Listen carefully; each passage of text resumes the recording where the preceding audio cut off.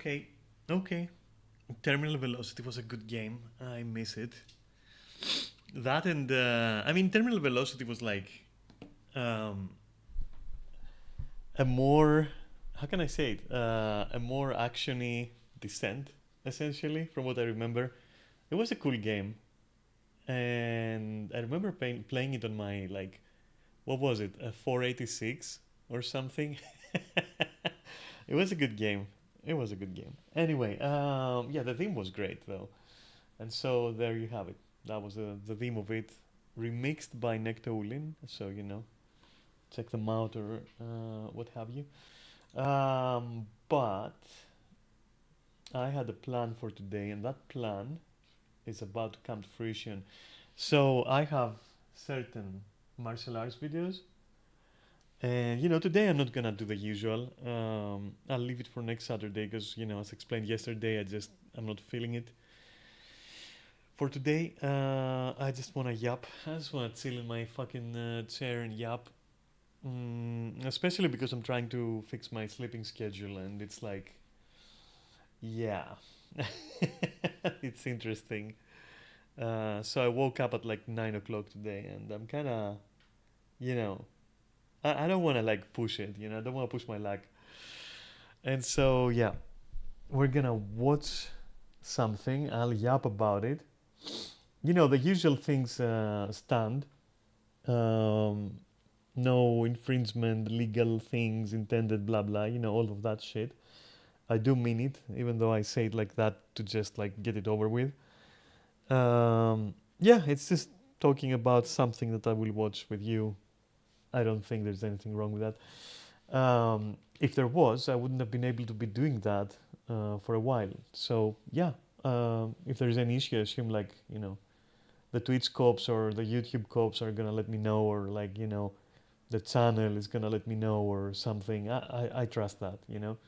But on my end, there is no, you know, um, theft or whatever intended, and I'm not making money of it. So yeah, I'm just like I want to watch it with you and react to it, I guess, or not react, but like comment on it. And it's relevant because I wanted to have my Saturdays dedicated to martial arts, so that I can actually motivate myself. Blah blah blah. You know it. You've watched it before, right? Like it's been 2 Saturdays I've been doing this.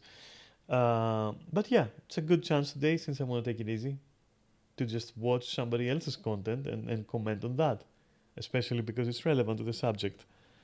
And last time we picked a video from that channel, it was interesting, you know, and it turns out they have more videos. So yeah, I can watch more with you and see what the fuck is going on there, and pause and say something cool or shitty, and that kind of thing. So yeah, that's what I'm gonna do today. Easy, very easy going. But the thing is, before any of that, I have to fucking decide which one. So I have one here, which is like a bunch of martial artists compete in self-defense challenges. Interesting. And then you have another bunch of martial artists, probably the same, face realistic self-defense scenarios. Um, mm, all right, let's see them face realistic self-defense scenarios, right? Let's do that. Let's fucking do that. Let's go. That's the one we're gonna watch today. Oh shit, I'm so stupid. 1 second. All right, there we go. But I first have to wait. What's the problem with the hello? YouTube, are you feeling okay? I guess YouTube is just not feeling okay. What happens when you... There we go. Okay, okay. Look at that. Oh, here it comes. Boom. And now I'm gonna have to make sure that you can hear me over them, but that you can also hear them. Okay, let's see how that's gonna go. If I just hit play, what happens? You put 6 martial arts Nope, you can hear it through my microphone.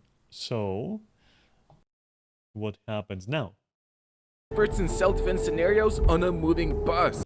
There we go. Okay, that's awesome. And then lower it by this much. Okay, try again. Okay, lower it a bit more. Let's see now. No, even more. Let's try. Let's try here. Let's see what happens. Okay, a little bit more then. What about here? Come on, dude. Okay. And then do this and try again. And can you hear me over it? Yeah, you can. Okay, so yeah, that's awesome actually. That's how we're going to do it. And look at this guy in the bus with a fucking astronaut suit. Okay, cool, cool. Okay, I'm up for that. I'm in for that. You know. So you know how this goes. I'm just gonna be posing and opposing and like just commenting on what's going on. Um, and again, like all comments are just like my fucking subjective, humble, personal. Uh, did I say subjective? I think I did right. But yeah, it's just like I'm just gonna comment on it. You know how it goes. And let's see then. What do we have here? A bus, first of all. Okay, interesting. Okay, I have an interesting story about a bus, but it's a bit irrelevant um, to martial arts. So it was college day. I had to go to class. Um, it was very early in the morning. I of course the previous day I just didn't sleep at all. I was gaming with some friends at my place. LAN party and all that shit. If I remember correctly, that's what was happening. Um, so I get up. Sorry, yawning. I wake up, sorry, and then I dress and put my clothes on and I walk and I go to the fucking bus stop. I board the bus, and at one point I'm just sitting there alone, right? Almost. There are some other people, but like I always picked spots where I had enough personal space. Okay, and I noticed that there is like a hold up stocking, just a single one hold up stocking, which I quickly recognized to be mine. I was wearing some cargo pants, by the way, like really wide, cyber goth cargo pants. And who knows what happened? Like I think I vaguely remember. Like there's a very simple explanation. It's like I kind of like before I went to bed, I just took everything off and just jumped into bed. The previous night, and by that I mean that I conveniently just pushed my thumbs into my, into the midriff section of my trousers, pulled it all down, which snatches the hold up, and then I just pull it all down, and then in theory, I mean, look, it's a system that works. Like it works for me. Okay, I've tried it. It's easy. But that day, apparently, the one of the fucking stockings somehow got trapped inside the legs of the trouser. I guess, and I didn't notice. And so yeah, amazing. And then I guess it kind of like got got carried and then dropped in the fucking bus. And now there I was trying to like it was very close to me because obviously it just kind of like fell out of the bottom of my trousers leg. Uh, and I was there and was trying to like kind of kick it to the side.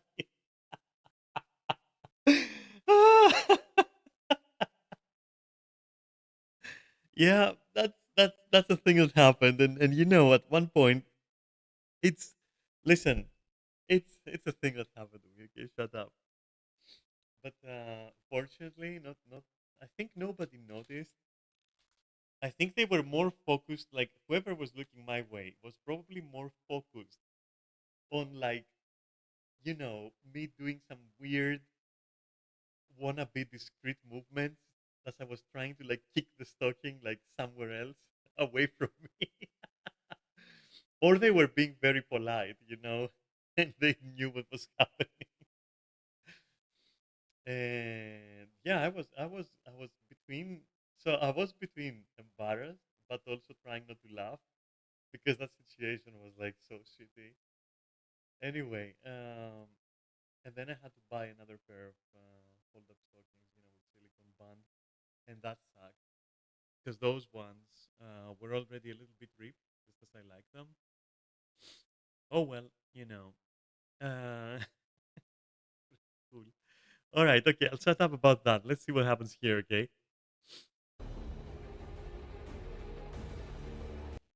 Damn, that guy, that guy is so fucking ready. Did you see the reflex here? Like immediately the like raises the. He's so ready. Yeah, that's totally how I sit as well in fucking buses. I just go like, "Yep, I'm gonna kick you if you come closer, sir. Fuck you." All right, but they're mentally primed for it. I mean, it makes sense. Also, I have no idea. So what is this flap? What is this head flap? I mean, I get the idea. It's supposed to kind of like, isn't it supposed to like go into here so that it's secure? Otherwise, what's the point? This guy's, you know, head flap seems to be secure. This guy, I'm not sure what's going on. It seems secure, but also there is like some weird thing going on here. This guy is fucked. It's just gone. That's it. Who knows why? But yeah, this is a bus where you don't you don't want to board that bus. You don't want to board that bus. Like fuck that. You see all these guys seeing a bus full of these people, and you're like, oh, okay, I'll just get the next one. Fuck it. Anyway, yeah, sorry. Damn, that forceful. All right, okay. So this guy asserted his dominance. Like, fuck your leg. I'm gonna sit here. Fuck you and your stupid flap, your sideways flap. I'm gonna sit where the fuck I want. All right, cool one, cool one. He's just like asserting there. Okay. Oh my god, that did not go well for him. Holy shit, rude. What the fuck? And he was doing so well for a bit. He was like, "Yeah, I'm just gonna sit here. I ain't gonna give a fuck about this." And he immediately, next frame, he's just literally jumped by a random other dude. Okay. Um, Obviously, I mean, I think they haven't gone into it yet, and that's why I'm also like, making fun. But when they go into it, um, I will definitely not make fun of it because, like, some things are funny, but I'm not here to ridicule, obviously. But I do find a lot of things funny in general in life. That's how I am. Anyway, what happened there? I hope we see this again. I hope this is not. I hope this is the intro, as I said. But there is lots of things that are just going weird here. So are they both supposed to be a team? And he's like solo. He's the solo here. This is such a. If I was sitting, if my target was seated, right? I don't think I would allow their elbow to be so close to my fucking, factory default, like, human elements that I have down there. That's buddy. You're not gonna stop him if he wants to elbow you in the dick. You know, even if he just gets up and like, headbutts him in the chin, that's gonna be pretty bad for the other guy. That's interesting. So maybe these two are together, and maybe she or he, I'm not quite sure yet, is trying to bonk this guy I gotta see more. Oh damn! No, they're against each other. Okay, so this is the intro. Okay, bro, that was okay. I wanna see. I wanna The see. I wanna six see. martial arts experts who have been competing in various self-defense challenges That the bug challenge. to Okay, see who will become the that ultimate was cool martial though. arts. Wait a minute. Wait a minute. That was cool. Actually. One second.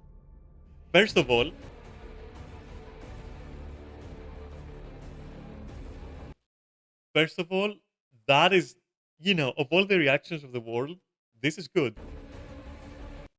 This kick here, yeah. I don't think he wanted to hurt this guy, or he would have been faster and aimed for the head as well. I'm pretty sure he could do it.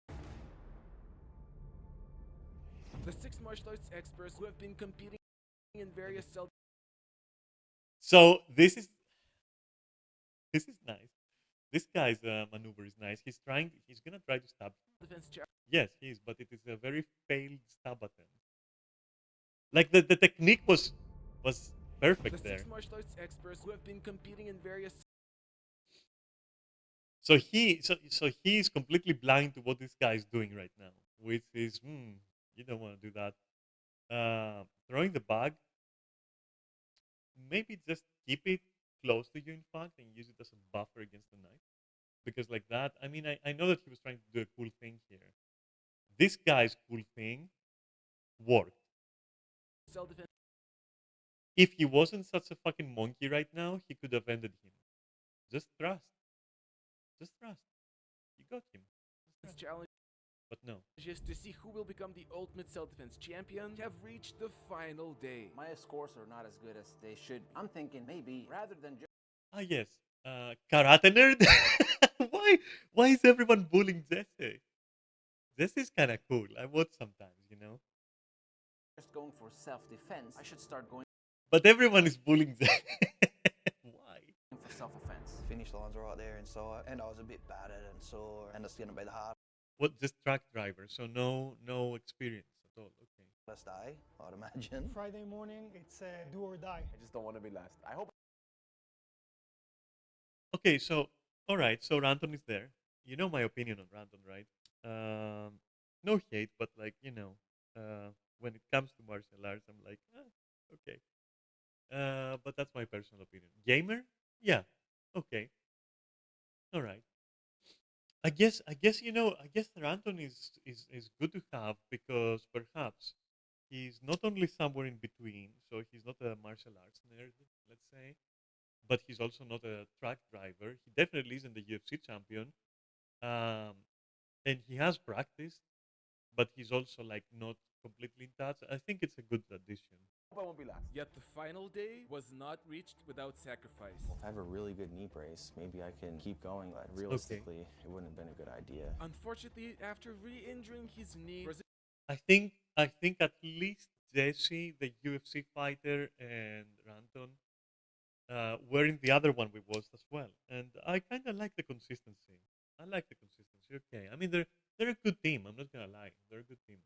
Brazilian Jiu-Jitsu black belt Jordan dropped out from the next challenges, finalizing his current score. Yet the tension was still running high, as against all odds, regular person Craig had an equal amount of points with UFC fighter Nathan Levy, making each point they will receive in this challenge a potential game changer. In the following challenge, the contenders will be boarding a bus, where they will be facing 5 different self-defense scenarios. Oh, okay. So yes, all right. From Cool. multiple attackers to a man beating their wife in What's the difference of multiple attackers with public violence exactly? I guess we're gonna find out. front of them, and their scores will depend not only on how well they will fight, but also on how appropriately they will act in each situation. What is he holding in his hands? And not only on how well they will fight, but also on how What? So that is either a syringe, which is what I want to say it is, or a pen.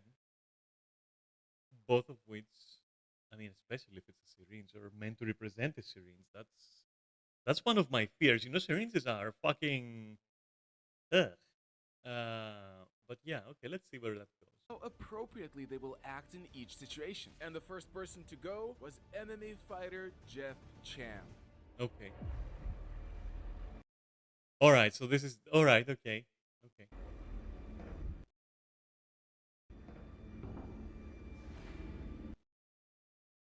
I usually I usually avoid sitting in public transportation for many reasons.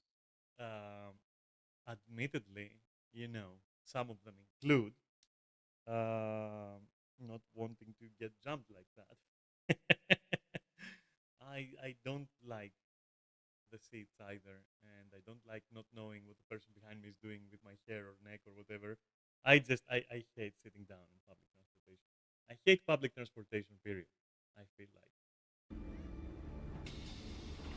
but if I was to sit down, I would probably do it on the outer seat, and I would probably be a little bit diagonal.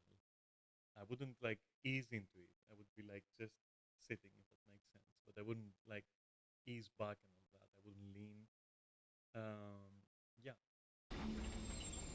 The contenders had no idea what was coming their way, with the drug addict sitting next to them being the first Ah, that explains the syringe. Okay. All right. All right. I see now. I see now.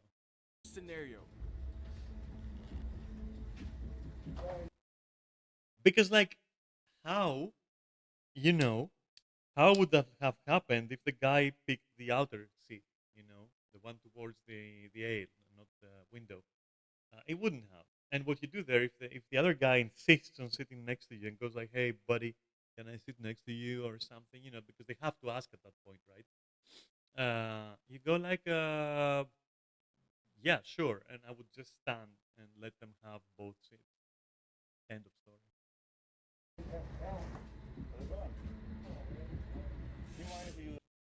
Also, this engagement in dialogue, I wouldn't even go there. Sit away, please. Yeah, because I'm not very comfortable with that.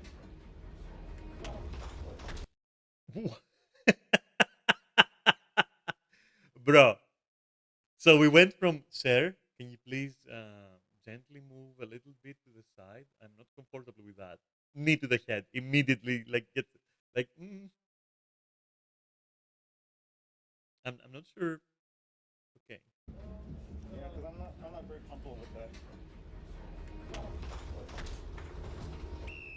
MMA fighter Jeff Chan decided to solve the situation with his knees. Meanwhile, Shaolin decided Yeah, I'm not sure. Like that is so dangerous. Like immediately reacting with such a level of violence. It tells me two things. You've allowed yourself to be cornered, which yes, check mark, he did, and then you're responding inappropriately, which check mark, he did. I mean, if you don't want to literally, go to jail, you can definitely, if you feel threatened, like physically threatened, simply just use your legs to push the guy out of the seat. That's it. It doesn't even have to be like too fast. Like just, that's the most I would do, but I wouldn't allow myself to be caught in that weird situation. And I was like, whoa, no, no, sorry. I'm just gonna stand. Thank you very much. I'm just gonna stand. You do you. Take the seat if you want. I don't care about the fucking seat. I got strong warrior legs. I don't care. Ranton, whose goal was not to take the last place in the championship, initially had a different idea. Dude, the druggy guy? Oh my god. Man, he offered me. I don't know why the hell I didn't take it. Just move on to the side. I should have said, yeah, sure, bro, I love heroin. Let's go. And then throw it on the ground and say, drugs are bad. I would not like the situation they're putting them in is extremely bad. I feel like they're setting them up to react like the first guy. Like you're really pushing them. You're really putting them in a situation where you don't give them the chance to to either avoid or diffuse. It's like, yeah, okay, it's gonna happen. You have to sit in the inside. That's it. And the guy definitely has to come and sit. Like, hmm.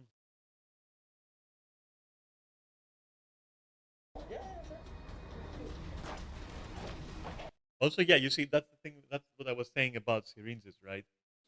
Because then add an extra layer here and say, okay, you as the supposed drug addict or whatever the guy is supposed to be, try to get the needle in the other guy. anywhere. It's just anywhere. Try to do that. Like, dude, it's hard, okay, to defend and to do it. Like, like that would have been pretty crazy to see. Ranton didn't manage to fulfill his plan. Use your legs, you moron. Like, if the other guy just dropped the needle, like, listen, I don't know, like, drop the needle, pick it with that, stab. His arm is already in a very unfavorable position. Just lift, like, drop your needle, lift, stab. Look at all this. Even here, I just stab here, and that's already like, you know, that's already mission accomplished for the guy. So I'm not quite sure what the objectives are here. Like, on one hand, they're fucking up the guy sitting inside. On the other hand, the guy who's like on the outside is just like, what is he even doing? Like,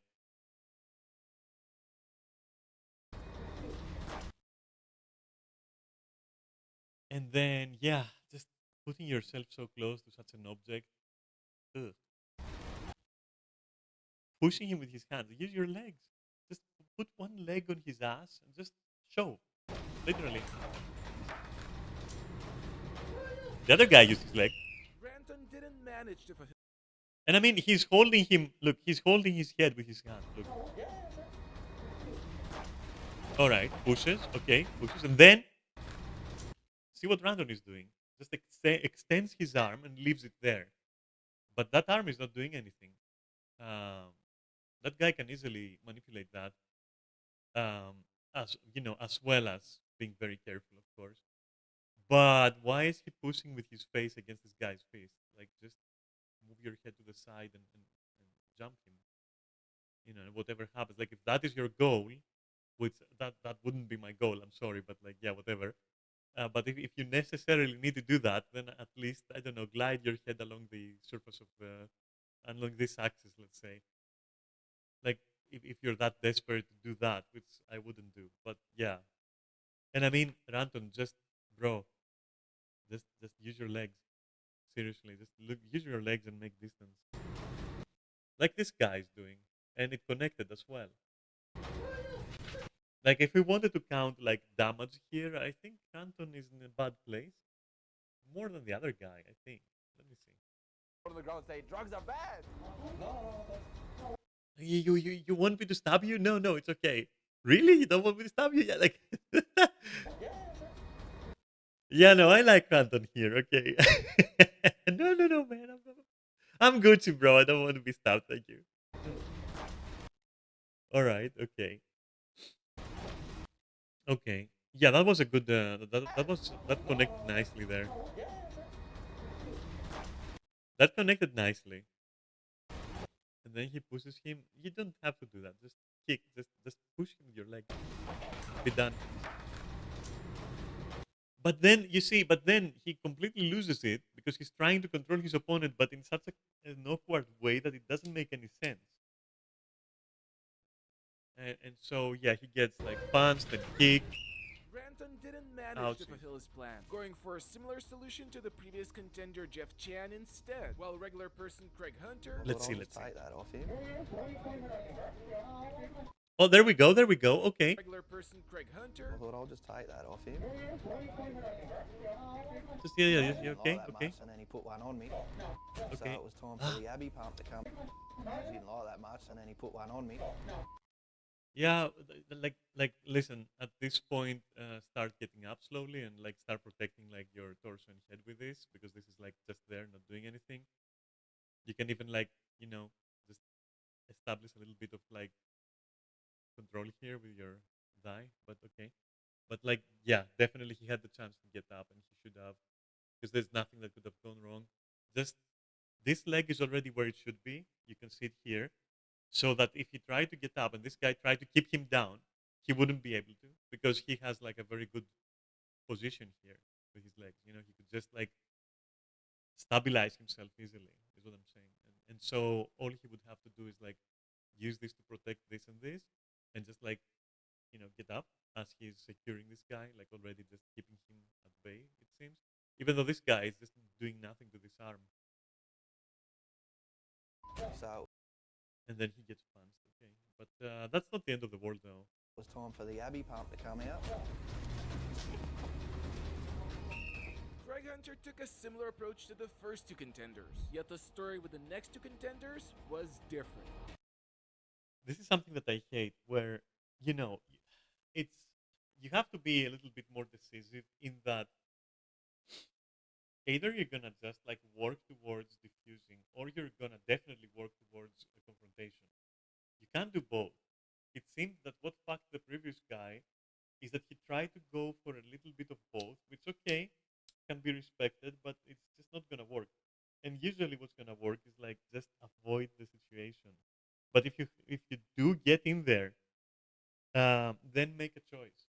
Either go all the way, or just leave it. Because let me see it again before I speak nonsense. 'Cause I'm under the impression that Ranton didn't matter, while regular person Craig Hunter wait a But I'll minute. just take that off him. So you see, the other guy is just not engaging. He's just going like, this guy. So here it should have stopped.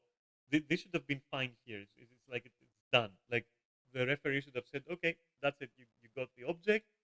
He dropped the object, which I assume is the syringe. He's not aggressive. He's in a horrible stance. Like his stance is horrible there.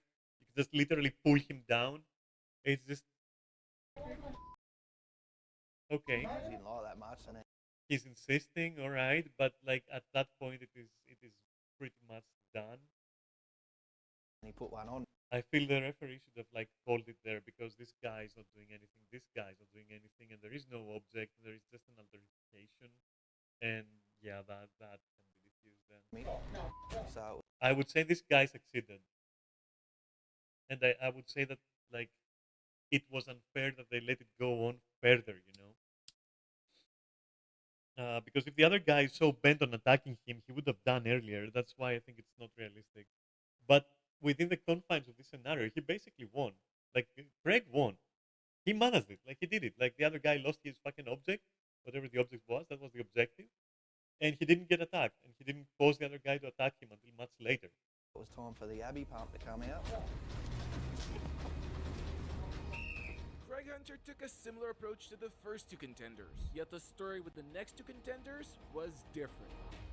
I live in Israel. Sometimes there's days where things are tense. There could be suicide attacks. Your mom tells you don't get on What? the bus, but you gotta get somewhere. You go on the bus, but you don't just stay there with your earphones on your phone. You stay vigilant. You look around. If it was up to me, I'd be standing by the door. Yes, thank you. Yes, thank you. Fucking thank you. Yes, yeah, yes. Stand. Can you do it near the door? Cool. Can you be alone where you stand? Cool. Yes. Or sitting in the back where I can see the whole bus. I wasn't Yes. given that option, so I chose to sit and face wherever I could see everything. This junkie comes up to me, starts talking with an Australian accent. I can't understand anything, and he's a junkie. Wild Australian.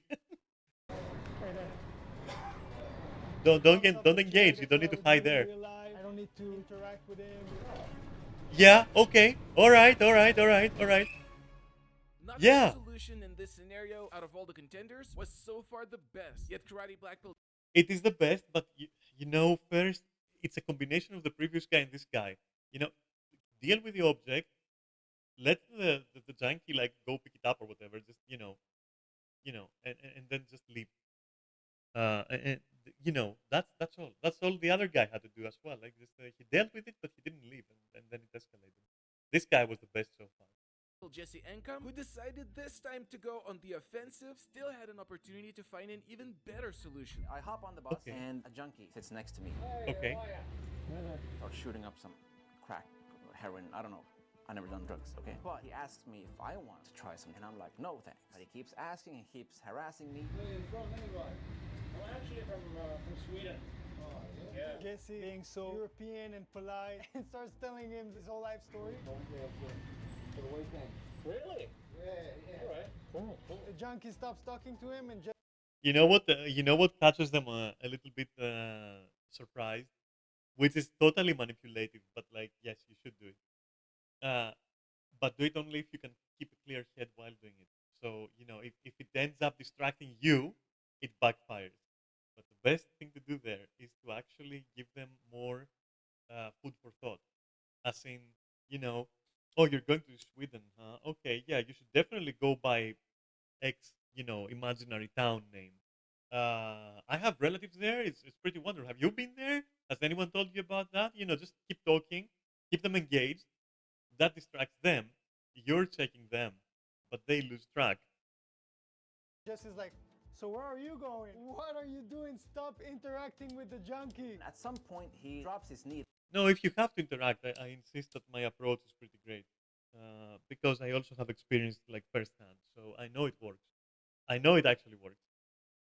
It does diffuse the situation because the other guy just gets interested in what you're saying, like genuinely, and goes like, oh, you know, brain lags a bit, just thinks about it a little bit, you know, and goes like, yeah, no, okay, all right, is it cool there? You know, I was like, yeah, sure, sure, it's cool there, you know, and then you just build up your story a little bit, and you go like, yeah, there's also like this monument of this guy. Did you know that guy? That guy was like in the war, and you know what he did? You know, you go like that. Just don't distract yourself while doing it. You know, just distract them. And gets angry. And then a fight breaks out. Calm down. All right, that was pretty much over for Jesse there, because that was an unrestrained Angry. headbutt, And and then a very fight good one. breaks out. Calm down. Yeah, no, he did because like because he's gonna bonk here as well, you know. And this guy seems like he knows what he's doing for a junkie. No, Jesse, I'm sorry, but nah.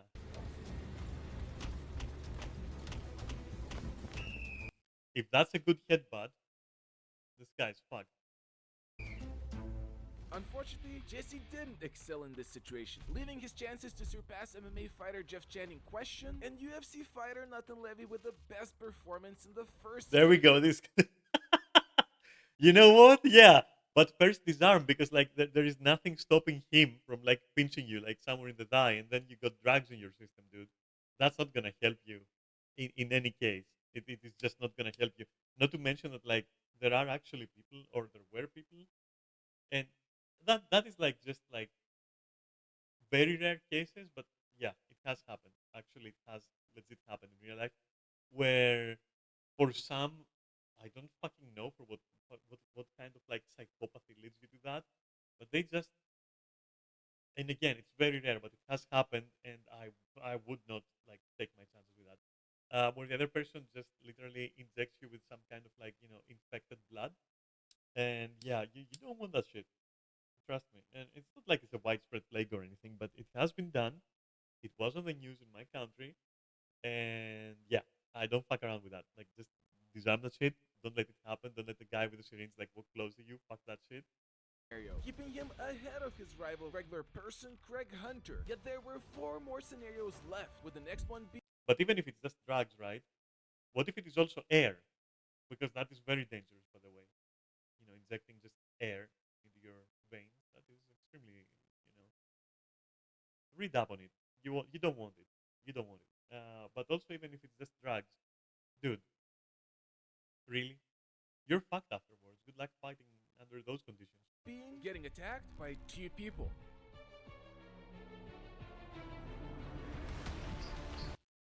So this is like something new. We changed the scenario. Okay, so there's just 2 people ganging up on you. Okay, and again the same thing stands. Like, bro, why are you the inside? Why are you even sitting? People.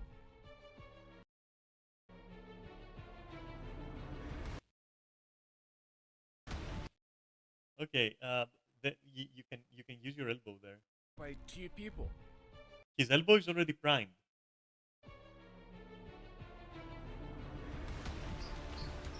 Yeah, don't go into grappling.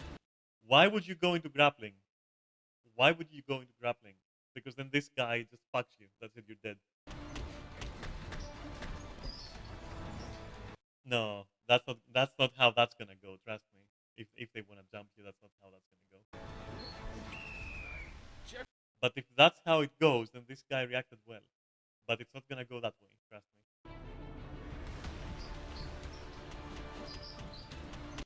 He's already. I mean, what are these punches? Look at this. Look at this guy. Look at this second attacker. What are you doing? Are you fucking tickling him? What are you doing? Are you tickling him there? What is that? Are you massaging his back? Dude, grab him by the hair, pull his head back. His neck is exposed. Job done. I'm not telling you how to how to attack someone on a bus, but like I'm telling you what can happen and why it's a horrible idea to just focus on one person.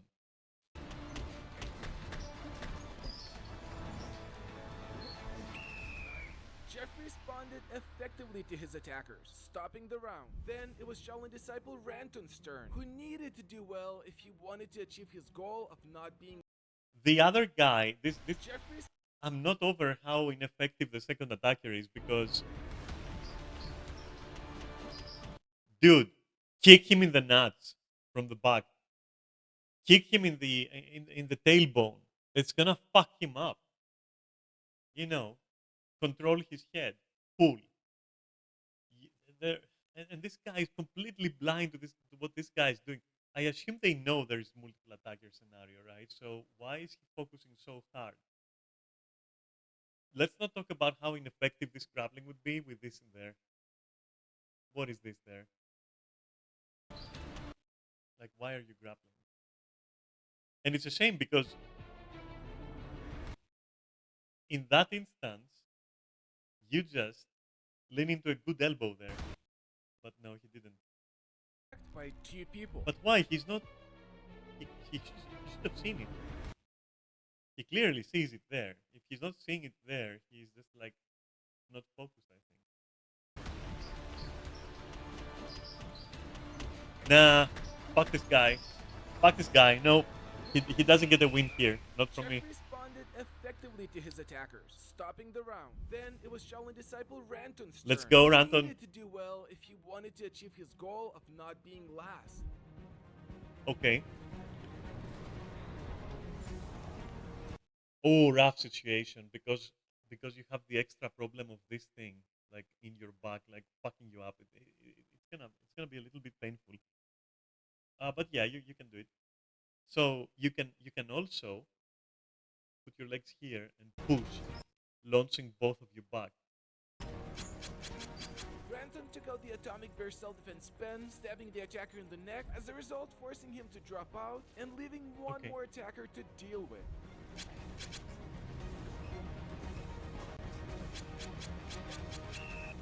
Forcing Let me him see to again. drop out, the atomic bear. Ranton took out the atomic bear self-defense All right. spin, stabbing the You know what? Honestly, better than the other guy. Honestly. attacker in the neck, as a result forcing him to drop out and leaving one more attacker to deal with.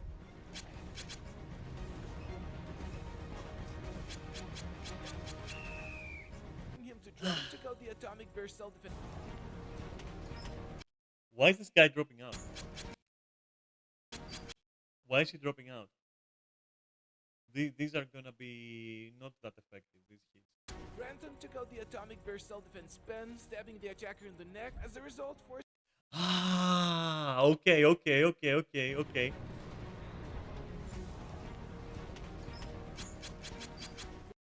Stabbing the attacker on the neck, they said. Ranton took out the atomic bear self-defense spin, stabbing the attacker in the neck, as So it's implied that there was an object there, and so yeah, okay, awesome a then. result forcing him to drop out and leaving one more attacker to deal with. Yeah, because yeah, okay, so there is an object because he's kind of stabbing. The motions are stabbing. That's why I couldn't figure out what the fuck is he doing. What are these strikes? But yeah, he's stabbing. Okay. Yeah, no, okay, all right, Randon. All right, Randon. I see you. Okay, nice. Okay. Ranton had a great response to the situation, putting him so far in a favorable. Yeah, that because he gives him the object. Just now he did that. You see. Ranton had a great response to the situation. Let me putting make him sure. so- Yeah. So he's supposed like he actually got an object from one of the guys. And stuff. Okay. so far All in right. a Okay. favorable position. Yeah, Greg Ranton. Hunter, who was next, was about to use his street skills in order to get an edge on his rival UFC So far, Ranton. fighter Natan. No, bro. You are so dead. You are so dead. You're dead. Jammed You're his dead. fingers in the attacker's eyes, forcing one of the attackers to drop out and leaving one. Craig jammed.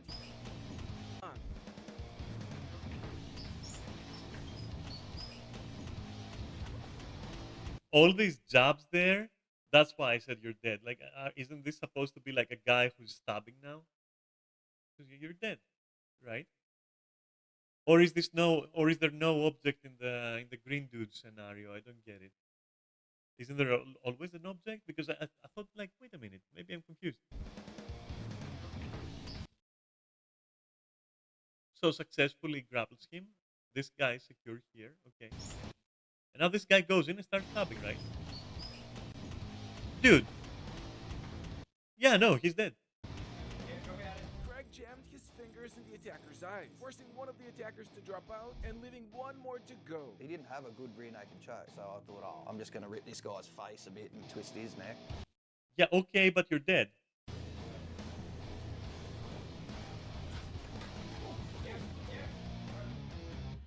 So far, all three contenders did a great job in the second scenario. No, Leading FC fighter Natan it's and Ranton. karate I'm expert sorry. Jesse, both karate black belts, to see if they can do even better. Good reaction. Immediately gets up. Very good. I love you, He dude. grabs me, I get on the chair, get Yes. higher point to release. Yeah, okay. Some other But don't fun focus that on is when one. I Sidekick them right in the face, sit back down. Nice. Kick him away. That's the way to do it. Okay.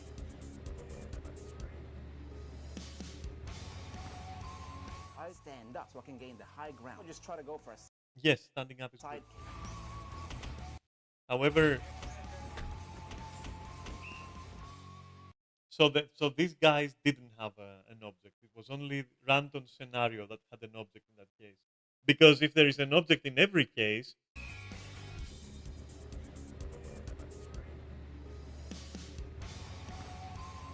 yeah, you see there, that was his stomach exposed and getting stabbed. Look at this. Oh, dead, dead. That's it. Start stabbing in the ribs. Yeah, very unlikely you can survive. I stand up so I can gain the high ground. Or just try to go for a side kick. Yeah, but you're dead because this guy's been stabbing you all this time. Pizzy, pizzy, pizzy, pizzy, pizzy, pizzy, you're dead.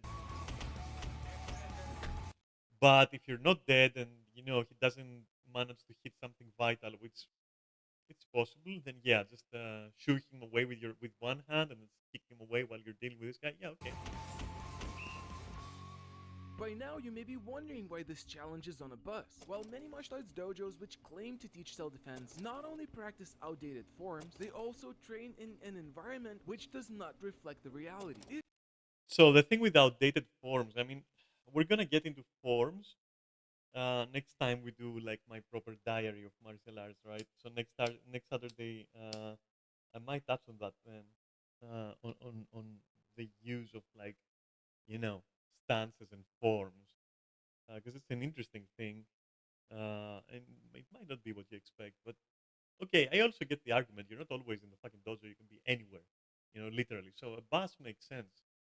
No need to explain that. Like it's a bus, you know. It's an interesting, exotic situation. It's nice to see, you know. If you will ever get attacked, it may happen absolutely anywhere, including a bus, which has seating, railing, and it moves, creating an unstable environment. And the more you practice in an unreliable environment, the better you will be prepared if you will ever have to defend yourself in one. Meanwhile, all the contenders did well in the second scenario, making the next three scenarios even more important in deciding who will get the highest score, while Okay. the following one will test their skills far beyond fighting. How's it going? I'm not very comfortable with you touching me. Very strong. I think I'm gonna move out of the seat, please. Can you please move away?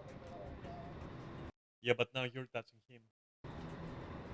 It is just such an uncanny scenario because, like, who would allow this? Well, Jeff Chan managed to Also, that was perfect, by the way. That was actually very good. That was like a 9 out of 10. The guy just got out of there. It is Out of like, the seat, please. yeah, yeah. He says please as well. He just declares like, hey, you know, I just need to get up. Can you please move away? Yeah, yeah. He's also polite. All right, okay. That was perfect.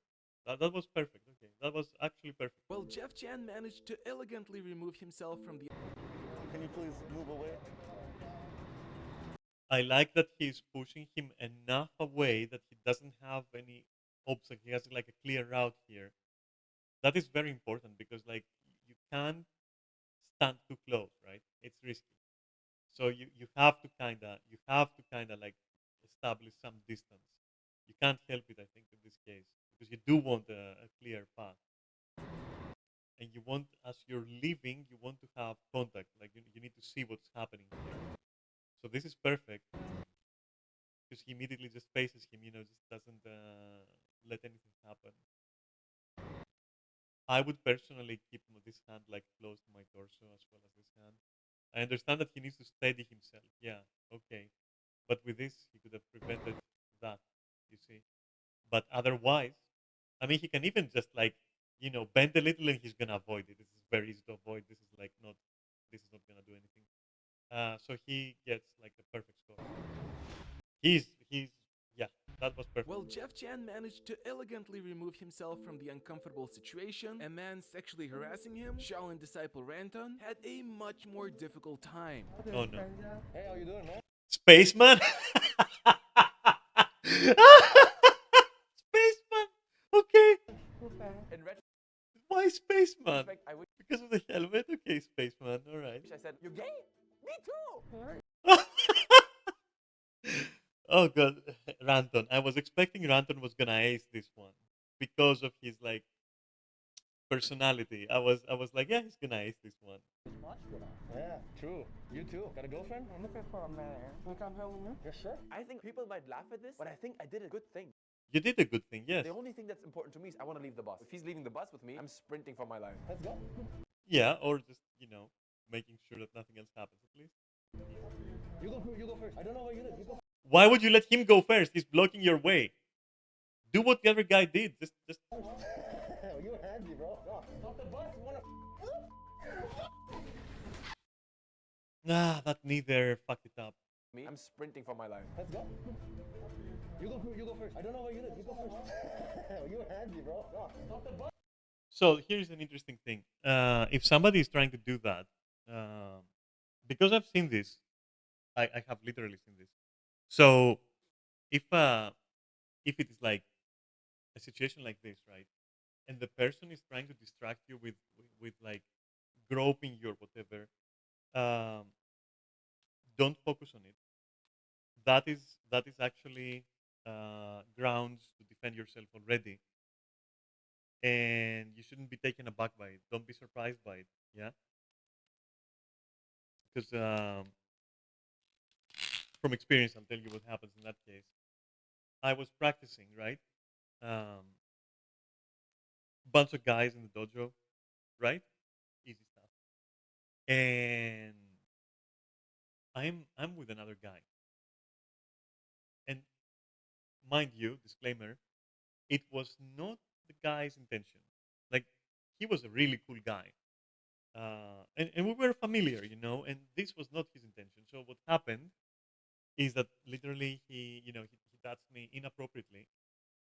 And in that situation, that in my mind, that created, and that's how I learned this, it created a second buffer of thought where I'm thinking, oh, why is he touching? Oh, that's a sensitive area. Oh, maybe he's groping. Oh, what now?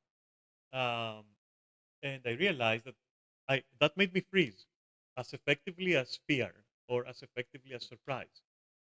Um, and ever since, I was like, you know what? If somebody was to maybe try to start a fight, but at the same time grope me as well to make me uncomfortable and to shake my spirit, let's say, just ignore it.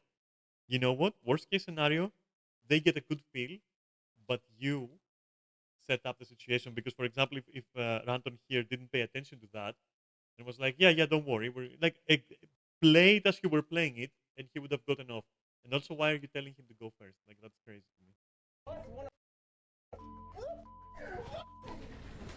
Yeah, I think that's -1 Ranton there. Let me see. Why did he turn his head? That was silly of him. And he didn't block the knee at all, I think. So, for example, if that happened to me and they touched me there, I would just completely ignore it for the duration of the situation. Like, completely fucking ignore it. Completely ignore it. Fuck it. Because they're trying to unnerve you and to gain some kind of familiarity with you, but not the good kind. And I know it's a terrible feeling, But in that situation, you have to keep a clear mind. If you get unnerved by physical contact like that, it can be used against you, even by someone who just isn't even interested in you, but might use it to unnerve you, and to make you feel vulnerable. Because psychologically, that will make you feel vulnerable, you know. And it doesn't matter if it's a male attacker or female attacker, but it will make you feel vulnerable. It will add more thoughts in your head of what is going on. Your brain is gonna try to reason what's happening, like, oh, the person may be just actually legit interested, or the person, all of these things are going to just delay your thinking and your reaction. You know, not to mention that like this kind of contact is beyond inappropriate, meaning you already have the go to basically physically defend yourself. You're not supposed to touch people. It's grounds for getting reported. First of all, it's already like a done deal. I mean, this is a good point where Ranton could have already attacked. You know, so yeah, I don't think that I think Ranton is fucked here completely. Handy, bro. No, stop it. Also, he's holding here, which that is not good here. Holy shit! Bus wanna And then he focuses on the guy at the front, of the bus driver, telling him to stop. Dude, don't break eye contact. Don't break eye contact. Honestly, if he had caught this, he can literally just push him. I mean, look at this guy. This guy is ready to. He he has already probably seen the situation where Randon pushes the other guy into him, and he's getting ready. The only guy who wasn't ready to do that was Random himself. Yeah, there is no blocking that. That went in, I think. I don't know what you did. You go first. You're handy, And bro. that's such a No, horrible stop the place. bus wanna So what this knee will do to you, there is three possible already game over kind of scenarios where either this is going into your solar plexus, which good luck. It can also go to your chin, your head, So that's already like, or your nose, and that's already like pretty much. You are in a horrible situation after that. You are in a horrible situation after that because don't forget, he's also now grappling you and everything. I mean, legitimately, random here is just so fucked. Even though Ranton's attempt ended with hands thrown, his creative solution was great. Meanwhile, regular person Craig Hunter had No, his solution wasn't that great. I'm sorry. I don't think so. Let me watch it again just to be sure. Me too. Very muscular. Yeah, true. You too. Got a girlfriend? I'm looking for a man. Can you come here with me? Yes, sir. I think people might laugh at this, but I think I did a good thing. The only thing that's important to me is I want to leave the bus. If he's leaving the bus with me, I'm sprinting for my life. Let's go. You go. I would say, I would say, Ranton fucked up here so good. Jesus Christ. Jesus Christ. And let me confirm something. What's important to me is I want to leave the bus. If he's leaving the bus with me, I'm sprinting for my life. Let's go. You go first. I don't know what you did. Yeah, no, I would insist that it is a mistake to have this guy go first because he can block your path.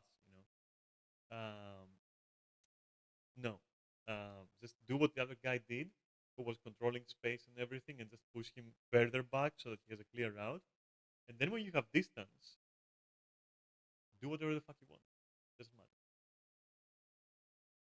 You go first. You're handy, bro. No, stop the bus wanna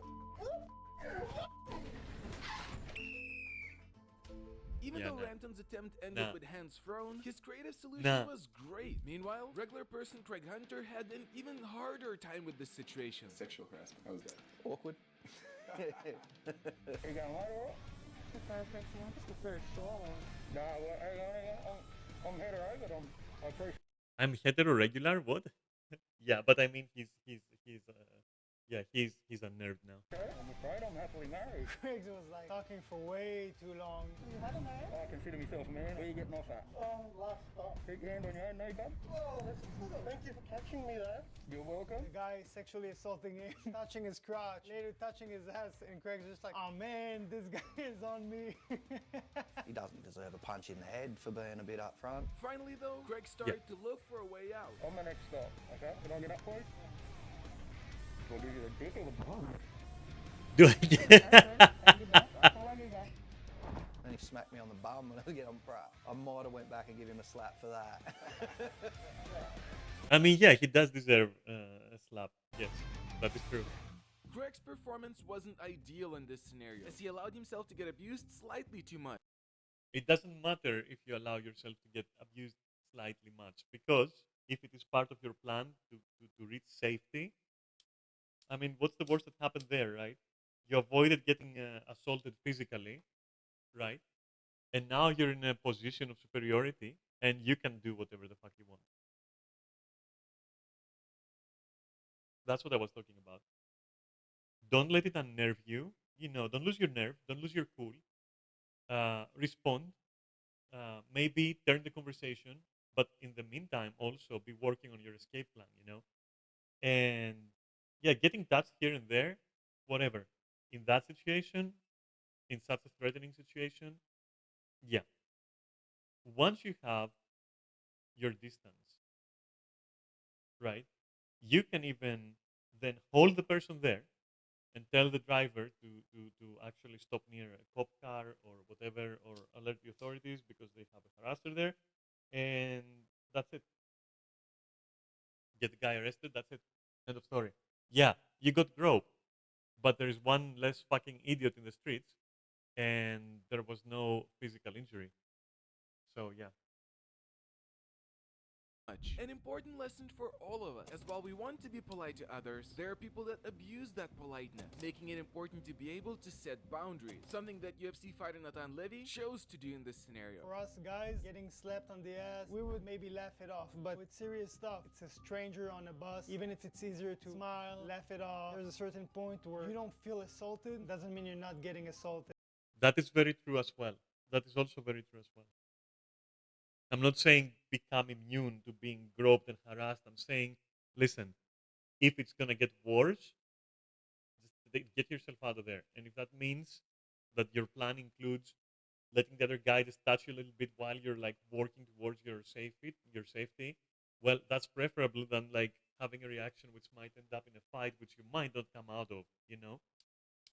Um, so yeah, you know, just keep your head straight, you know? You gotta set a limit at some point. If you touch me, and it doesn't matter if you're not punching me, I need to defend myself. Yes, he's also right. It's what I said earlier, that normally that kind of groping is already grounds for you to defend yourself, whatever that might mean for you, you know? Might mean screaming for help, might mean jumping out of the literal fucking seat or whatever, but like, yeah, it's or fighting, but it is definitely already grounds for defending yourself already. Excuse me, can you take your hands off me? Are you a man or what do you identify as? Please take your hands off me. A what?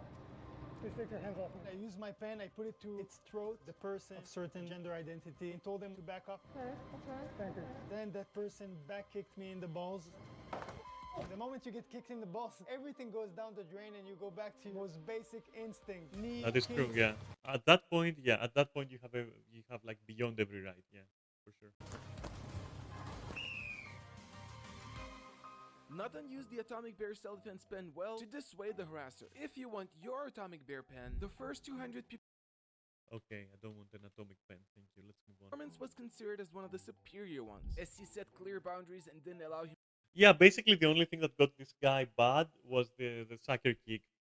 But yeah, with the right posture and like creating the right distance, like we saw earlier, it is less likely to happen. Himself to get abused and fought back only after he was attacked, leaving karate black belt Jesse Encom to attempt to top this performance. Now look, I don't take myself too seriously. I take martial arts seriously. If some dude wants to give me compliments, if he swings the other way, so to speak, that's fine with me. I don't mind. Yeah. confident in my sexuality. So I don't have any problems with that. So I can take it.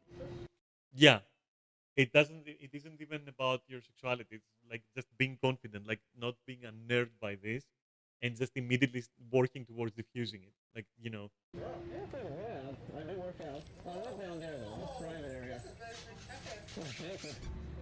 Like the gun show? Yeah. Whoa. No. How about you? That's fine. You want it back, bro? I don't mind. Let me get on top of that.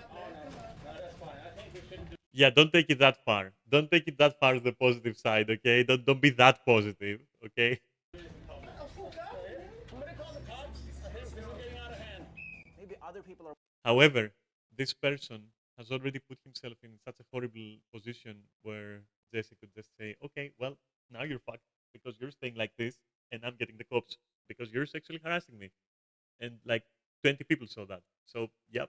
more sensitive, so they want to fight person who approaches them like this, but not for me anyway.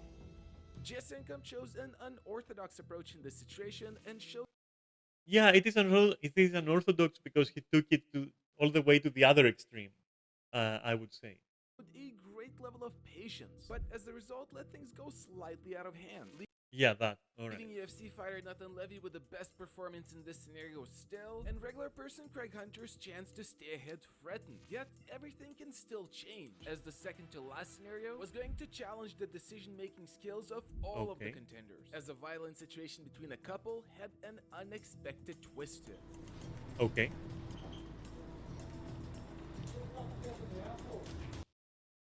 Taking who out for? Whoa, that went from 0 to 10 so fast that the guy in purple is literally gonna get fucking jail time. He's gonna get sued. No. That was horrible. That was absolutely horrible. People had an unexpected twist to it.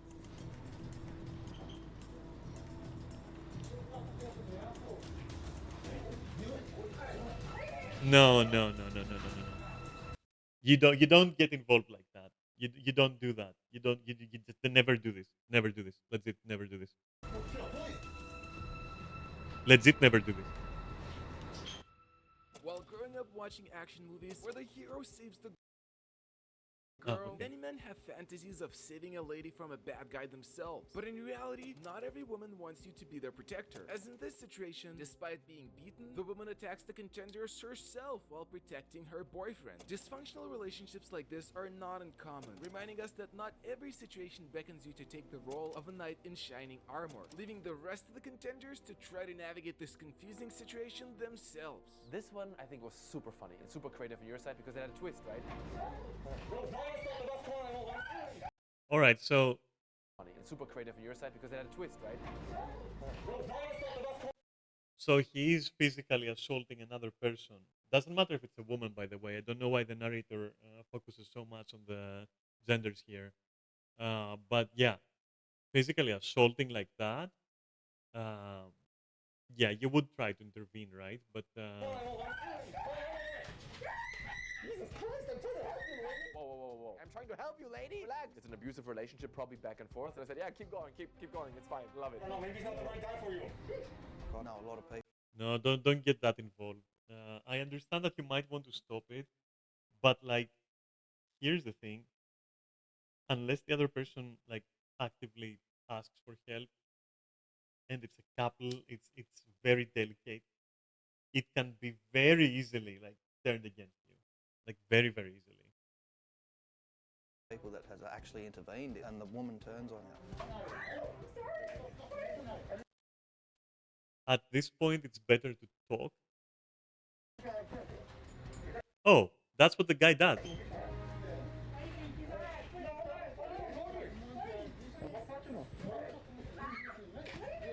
As soon as she turned on me and struck me, you're on your own now. Yeah, he'll bash you up. I'm not gonna. The question Exactly. Yeah. Okay. Green guy gets it so far. is, do you need to be a hero? The smartest self-defense thing you could say is don't be a hero. See something happening, it's none of your business. Sit down and you won't die like a hero. But I wouldn't be able to see a woman being abused and not do anything about it. Nope. Sorry, but nope. Sorry, but nope. And also your nuts are exposed and you're gonna get punched there. I tried to save a woman. I'm not gonna hit one right now, even though she's bat crazy. So I'm just moving my head and doing kung fu blocks to her hand and just doing anything I can to not be charged with attacking a woman. In the Yeah, but you're now gonna get charged with attacking a man. Congratulations. meantime, Karate Black Belt Jesse Encom had a slightly different approach. This is tricky. If two people are fighting or arguing, I don't really know their backstory. I don't know why they're Yeah. arguing. Yes. It's none of my business, really. Jesse did a good job of. He let the guy beat up the girl for a little bit.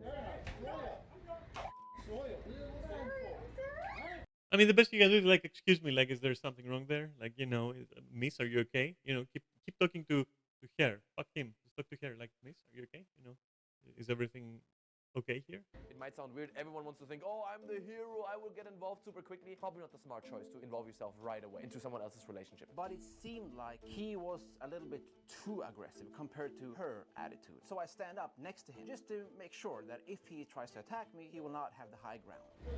I'll stand wherever I want. Yeah. Now, yes. Now, like this guy shouldn't have tried. Like, Tries to attack me, he will not have the high ground. I'll stand wherever I want. and as you can see, this is not the right thing to do either, because yes, you get there. And trust me, it's not gonna be that fucking just a slap. It's gonna be like a punch there or an elbow there. You don't want that. But yeah, you can ask the lady before getting up, before everything, and him having the higher ground is not always like, you know, something that you can allow. For example, if I was there, and I, you know, after a couple of slaps, I'm like, hey, miss, you know, are you alright? Like, do you need help? Like, let's just ask the simple thing, do you need help? Do you need help right now? You know, keep asking until you get a yes or a no. That's it. If you get a yes, then, you know, it doesn't matter already because you're already in it. Because you're already like asked for help, you know. But if you're seated and the other guy just stands, as we've seen, it's not the end of the world, especially if it's one attacker, you know. And by standing, you know, they also present a larger target than you, huddling in your little space there. So just standing menacingly above the guy just accomplishes nothing other than perhaps trying to intimidate the guy, but the guy is just not going to get intimidated. But then, and I hate this when this happens, she starts punching me. What is wrong with you? What is it? I can't punch her back, so I just pull her hair down and just control her. While Jesse's initial instinct of not getting involved was a That is crazy, and I would give Jesse a 0. It was a 10 in the beginning, and it went to a 0. good decision, his later involvement got messy, leaving all 5 contenders with a similar performance in this scenario and with an opportunity to stand out and receive a better score for the final scenario, a mugger with a knife. Give me the money. Hold the money. Give me some It's in money. my back pocket. Can I stand up first? Put the money here. Can I stand? Okay. Though, to be honest, you can first give them the object and then interact, because this is a 50-50 right there.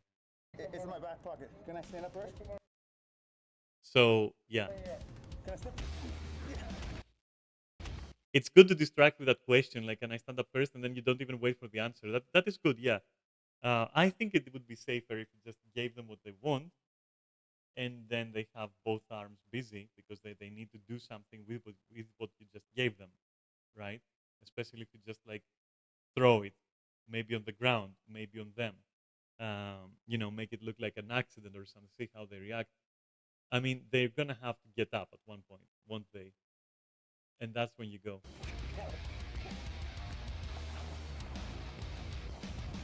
But for a 50-50, I mean, Hold the money. Give me some It's in money. my back pocket. Can I stand up first? Put the money here. Can I stand?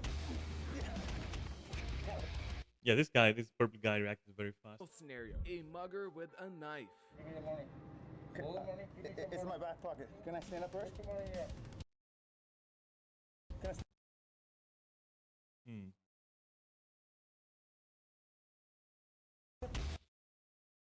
Yeah, I guess if you're gonna have to do that, then yeah, securing the knife first, I think is what you did. Hold the money. Give me some It's in money. my Or back try pocket. to. Can I stand up first? Put the money here. Can I stand? Yeah, I will give it a pass because we did see his hand like reaching for the hand with the knife, so just trying to secure it. Okay. He's still, holding this hand, which is good. He's not letting him like do what he's trying to do. That is horrible. That is a very horrible situation.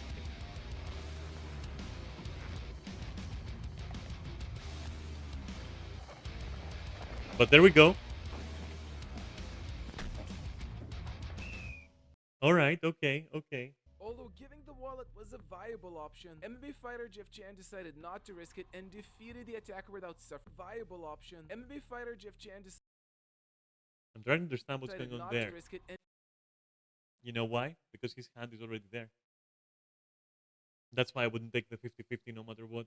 I just wouldn't take that. defeated the attacker without suffering any injuries. While the following two contenders gave the other Like if it wasn't for that chance, that's why I said it's 50-50, because yes, you might like you're literally betting it on you being faster than them. But that's a bit of a bet. Like it's a gamble, you know. It's a risk I wouldn't take. It's a risk I would legit not take. If I allowed myself, which I wouldn't, to begin with, to be in such a situation. But if I did allow that to happen, I would not take this 50-50. I would be like, hey, you know what? Here's my fucking wallet.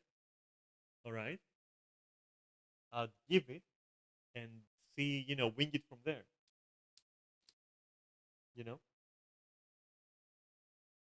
So, yeah. option a try. Dude, with knives, it's like, if the guy was instructed to stab me either way, that would have been it. Give me your money. The only thing I wanted, like, don't stab me, bro. I'll f you up. I believe you. Is that all of it? It's all of it. You want my phone too? You gotta have more than that. I wanted to keep him engaged. What do they say in improv? Always say yes. That's why I said, like, here's my wallet, here's my phone, here's my here's my chain. You want a chain? I have a chain. Out of the cop chief. I want. I have a chain. I believe you. I think it was good. I didn't get stabbed. I survived. Okay. So Shank Tank. Definitely a valid option. I've only got me phone and my wallet. I'm just giving you More than that. That's it, mate. Search me. I didn't have that. You're gonna tell the cops? Man, I can tell. I don't even know your name. I'm too panicked to even see it, bro.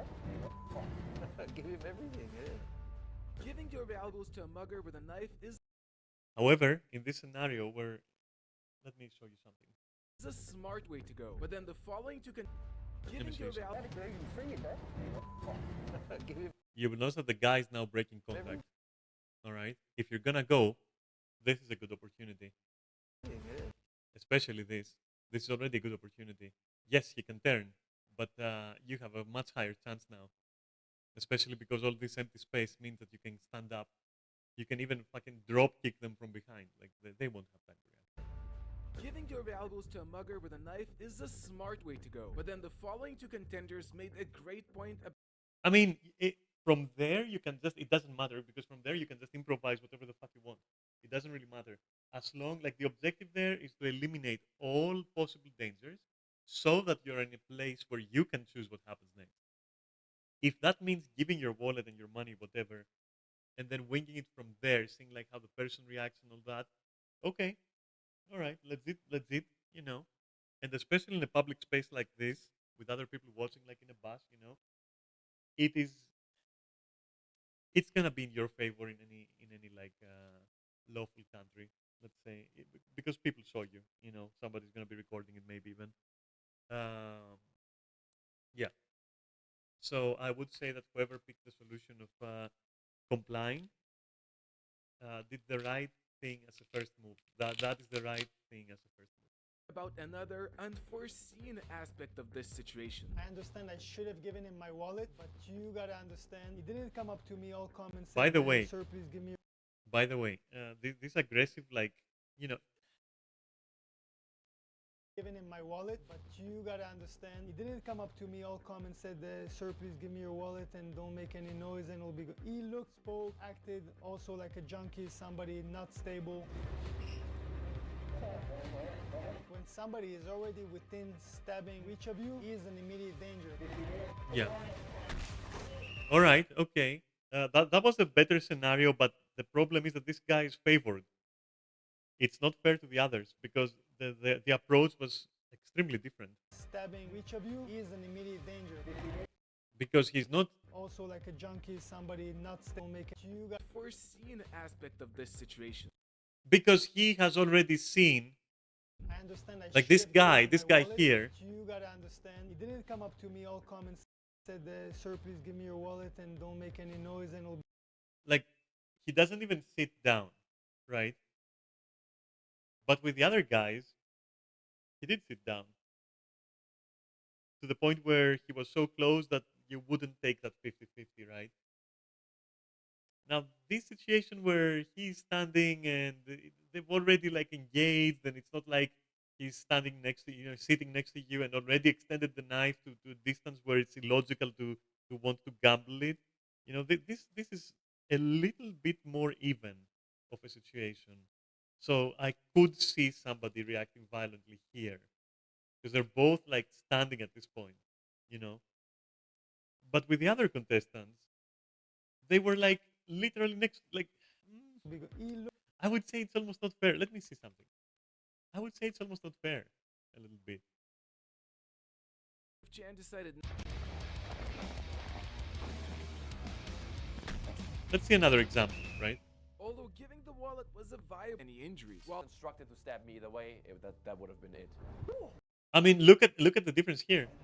How much more concealed the attacker's approach is. If I was the attacker and I wanted to do that, holy shit, I would be so fucking stealthy with that knife. Like maybe even more than this guy, you know. So I think that it is not fair that with the last guy, this attacker is just so lenient. stable. He's so lenient. I mean, he even like he's at this point. This is like I'm gonna fight. This is like I'm about to fight and stab. It's far more telegraphed. So I think this guy, nah, he got it easy. What is this? What is this? What is this? What is this? What is this? No, he's definitely like that's not fair to the rest. When somebody is already within stabbing reach of you, he is an immediate danger. And as such, he knee to the responds head was correctly. counted Okay. as a knockout shot, finishing his scenario. While Karate Black Belt Jesse Enkam initially didn't understand the scope of the situation. I'm not seeing that knife. I just think he's trying to rob me without any weapon. Until I actually look down and I see there's a blade by my throat. Oh, a knife. I give him my money as he's asking me to do. Wait. Any weapon. The shot, Wait. Nathan's knee to the head was counted as a That is that is like yes, that will. knockout shot, finishing his scenario. While Karate Black Yeah. Belt Jesse Enkam How do you not see the knife? Are you fucking blind, Jesse? Are you fucking my dude? Are you blind? It's there. Look at it. It's fucking there. And that's why I hate looking people in the face. It, dude, you have to see. You have to be watching here. All right, like cross. Remember what I told you here. And you'll see everything. There's nothing that can be concealed. And this guy is not even trying to conceal it. So Jesse literally didn't see it. initially didn't Not even now. So now he's not seeing it. You know why he's not seeing it? Because of this. And this is way too low. understand But I also cannot believe that he's not seeing it. I cannot fucking believe that. It's unbelievable. How can you not? the scope of the And also, yeah, at this point, yeah, you're kind of. This is game over. This here is game over. Assuming that this guy doesn't care about the crowd and just won't care if they kill you, this is game over. That's it. situation. I'm not seeing that knife. I just think he's trying to rob me without any weapon. Until I actually. Because in a scenario like that, like you can literally stab the other person and just like, you know, put a hand over their mouth and just sit them down as they're stabbed, take their stuff and leave. There are people who will not even notice that the person is like basically bleeding to death. Right there. It's kind of funny. How did he not see it? Did he really not see it? Look down and I see there's a blade by my throat. Oh, a knife. I give him my money as he's asking me to do. That's all I have. But then it seems like he's not satisfied. And I know that there's only one way this could go. Yeah, I was expecting that because I give him my money as he's asking me to do. That's all I have. But then it he withdrew the knife there completely. Like right now, Jesse is not in danger, not immediate. seems Look at how this guy is like literally waving the knife like around. he's not satisfied. Look at this shit. And I know that there's only one way this could go. I'll tell you what I think happened. I think they both confused each other as actors. You know, they confused each other because this guy was gonna try to do something that he did before, but then he realized that Jesse legitimately did not notice the knife, and that probably created in this guy some kind of eh. Let me try to like absolutely improvise here. It just I think this is scuffed, and I don't think I don't know. Because I mean, this guy just gave up on stabbing him. Even like, why are you going in a clinch there? In a clinch scenes, whatever the fuck you call that. Why did He's you go there? asking me to do.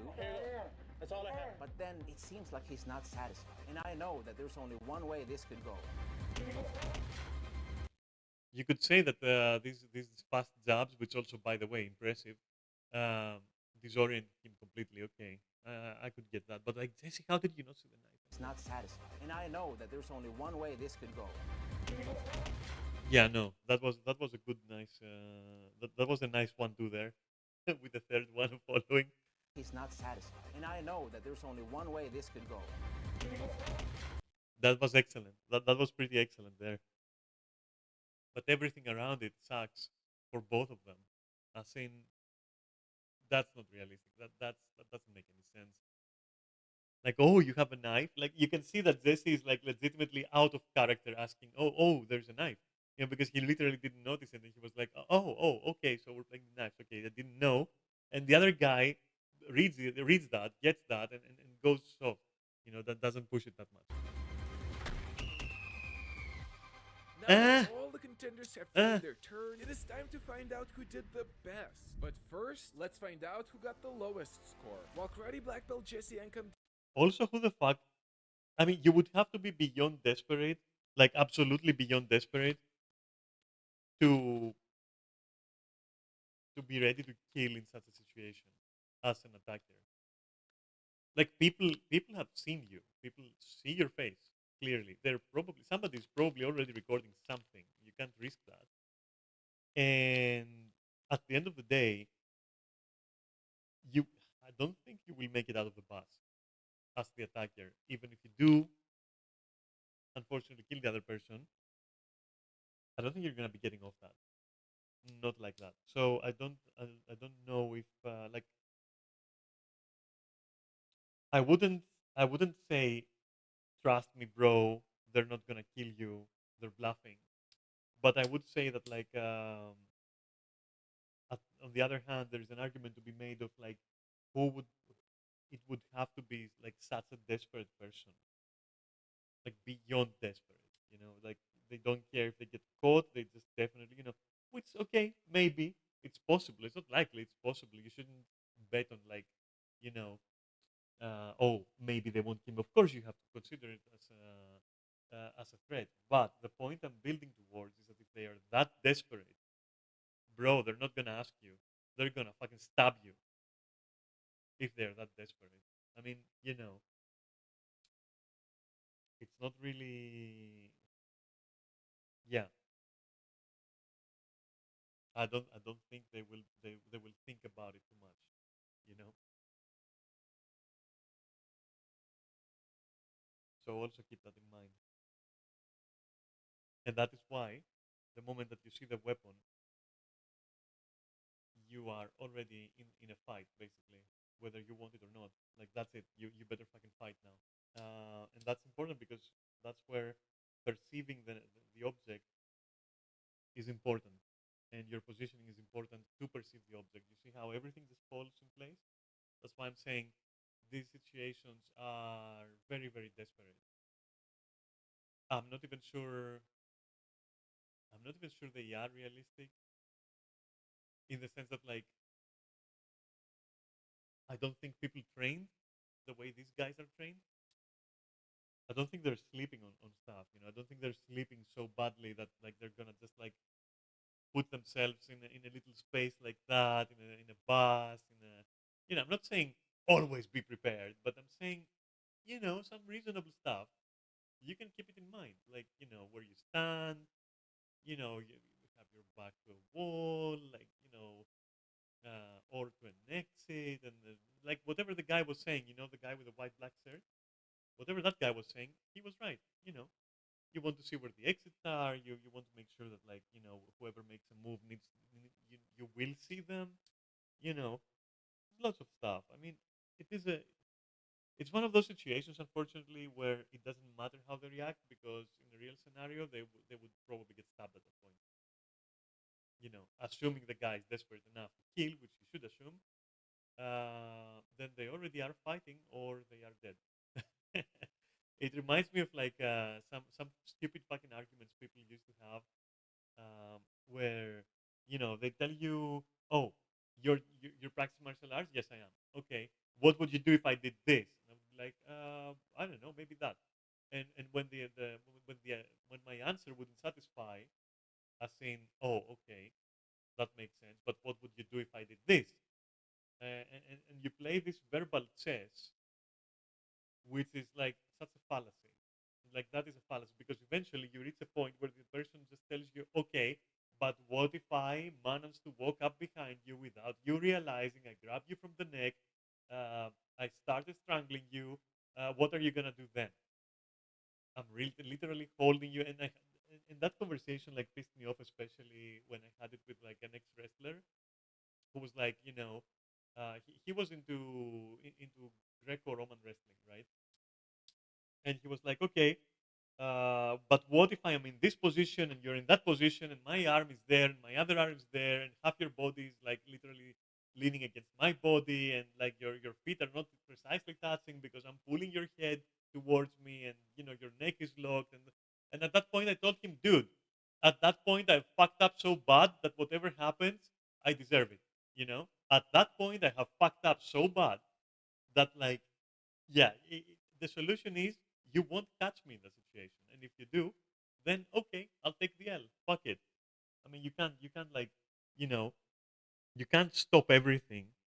All right, just because you're practicing martial arts, you can't stop everything. It doesn't matter how trained you are. It doesn't matter. Sometimes when somebody presents you with a theoretical scenario, you just have to understand that, like, yeah, you're gonna go down. Okay, but that is literally stacked odds. Completely. And it doesn't prove, for example, that you are useless or you are wasting your time, keeping yourself in good condition, learning a few things, having a certain, you know, confidence, working your fighting spirit. It's not like, oh yeah, but like because ultimately at that point, ultimately the other guy might just tell you, what if I have a gun? I don't know, dude. You're gonna probably kill me, I guess. Why am I standing in front of you if you have a gun? Like, why am I in this bad situation? Like, what the fuck happened? Like, walk me through it. Walk me through it a little bit. Walk me through it. What happened and I'm here? Like, how the fuck did we get here? Was I like that stupid? You know. So it's a little bit, yeah. It's a bit, yeah. And the same argument goes the other way around, where if you're learning martial arts and like your goal is to, okay, I'm gonna learn a couple of things and then I'm gonna go out on the street and start killing people. My dude, first of all, don't go around killing people. Second of all, you need help, first of all. But second of all, quite literally, if you want to do that, I guess at that point, just I don't know, grab a fucking knife from your kitchen and run around naked and start trying to kill people. What can I tell you? Buy a gun and start killing people. What can I tell you, dude? Like these situations are so fucking surreal that like I can only respond with equally surreal anecdotes, because of course I'm not advocating people should get guns and like kill each other if they want to. But to the question of like, you know, I'm learning this martial art in order to be able to kill people, like bro, get a gun, as a joke. Like get a gun. Like you want to kill people, get a gun. Like, why would you waste your time? For real. you know? So yeah, it goes both. Like some people like do silly and I think this situation is one of those situations. Like this whole scenario is one of those situations where how the fuck did you allow yourself to get into that to a point where you can't get out of it and you are now prone to making stupid decisions in a split second, and that's part of that's part of strategy, which is such a flexy word to just say, just drop the mic like there's strategy, fucking Musashi over here. But no, it's actually correct in the sense of like, why did you allow yourself, with the mind that you're carrying in your head, right, to get in this situation? Like, don't you have some common sense? Don't you have some survival instinct? Like, why are you letting yourself get in that situation? Not that you're to blame. It's not like blaming the victim, but it's more like you should be careful out there, because stupid shit happens. You don't deserve it, but make sure that you don't put yourself in that situation. It's not victim blaming. It's simply take some precautions that don't impede on your personal, value or morality or anything. I'm not saying, oh, you know, why are you wearing a mini skirt? That's going to attract attention. I'm literally not victim blaming, but I am saying there are a couple of things you can do, which are pretty much common sense if you just think about it for 2 seconds. That that will kind of help you. Like, for example, not going to the bad parts of town. Alone. Don't go there. It's like you can walk around that area if it's a dangerous area, for example. You don't have to go through there. It's okay. Or if you're in a bus and it looks suspicious as fuck, that's probably because it is suspicious as fuck. In which case, and if you really have to take that bus, you know, oftentimes when I felt like that, because the reason, for context, the reason I hate fucking public transportation is because I've used it a lot, right? And so there were times when I would resort to like taking the next fucking bus. If the one that is like stopping in front of me, the people in there and the situation in there looks shady as fuck that. I'll wait for the next one. It's pretty fine. Because as far as Athens goes, Greece, here where I live, there had been like, moments where I had to actually weigh what is going on around me and be kind of like cautious, right? And it didn't impede on anything. It didn't have to do with me not wearing this or not wearing that or whatever. It was just like common sense things. Like, again, as I said, like, yeah, you gotta get on that bus no matter what, like literally no matter what. Okay, in that case, you know, make sure to stand and be in a position where this cannot happen to you, at least not that easily, or at least in a way that will give you a small chance. Anything, right? That's what I mean by strategy. I don't mean that I'm fucking Musashi reincarnated or something. It is, however, tactics. It is, you're being tactical about it. Believe it or not, you are actually, whether you like it or not. That's the word. Okay, whether you like it or not, that's the word. You're making some decisions, right? Some tactical decisions. I don't want to go in a bus where there is like one guy with a hoodie down who looks like maybe he's a drug addict, maybe he's gonna fucking mug me if I go in there. That kind of shit. Like, bro, just you know, weigh your options and decide. That is being tactical, whether you like it or not.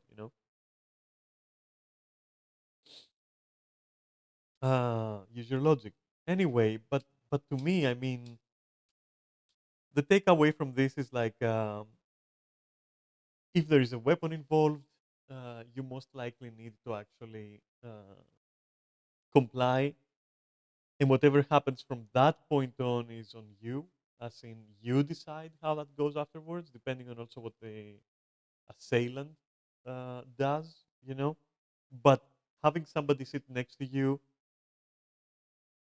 and you somehow didn't notice that they have an object or whatever, and that person is literally looking to kill you if you don't comply, well, yeah, don't take that 50-50. Just comply, and then, see what the next move is from there. You know, make your move when it's safe for you. And sometimes it might never be safe for you, and you might have to actually lose your money. And sadly, and that's not, that's not worth more than your life, in that situation. Don't forget that. But there will be other times where it won't be as severe, and And maybe you can diffuse it with your words. Maybe the attacker makes a grave mistake, as we have seen, and then you overcome. Okay, you know, but there wouldn't be any situation, for example, where I would say, oh, this 50-50 looks great. Let me just take it. I feel like gambling with my life tonight. Let me just take that, you know? And so, yeah. And knives are very dangerous. They're very easy to conceal. And it's possible, just like Jesse, that you won't even see it, which I still find unbelievable, but there are ways where you won't see it. And until the attacker wants you to see it so that they can threaten you with it. And it's in dangerous, you know, situations like this become even more dangerous when you realize there's an object there that with a single push will literally penetrate your flesh and probably injure some organ or something. So at that point, yeah, you know, because movies make it appear very easy to defend against a knife. It's not. Even if you punch the other person several times in the head, they can, in the meantime, just thrust their knife into you. Like, it's unbelievable how fucking dangerous it is. Exactly because it's small. So, in distances like these that we see here, mm, bro, I don't know about that, you know? I know about scenarios with no object, but a knife, like specifically, I mean, a syringe is also dangerous, of course, but like a knife, especially, oof, I wouldn't want to fuck with that. I'm not gonna lie. I wouldn't want to fuck with that. Not in this context. Not in the context of like the person has already been there next to me. They already have the knife at the ready. It's literally what 30, 50 centimeters away from like my fucking torso. Are you fucking kidding me? It's such a fucking RNG if you're gonna react fast enough to just stop. You know what? Just give them the money at that point. And next time, be smart about where you sit and who you allow to sit next to you and what you're going to say and all that. And that's why I found the scenarios where there was no object involved a lot more interesting as well, and more interesting to talk about because, at the end of the day, they are less checkmate situations. Even if you have fucked up severely, if it's just hand to hand, yes, it can still be dangerous, but it's not like an end game. It's not a checkmate. Like, yeah, okay, you can react. Yes, you can react. It changes everything.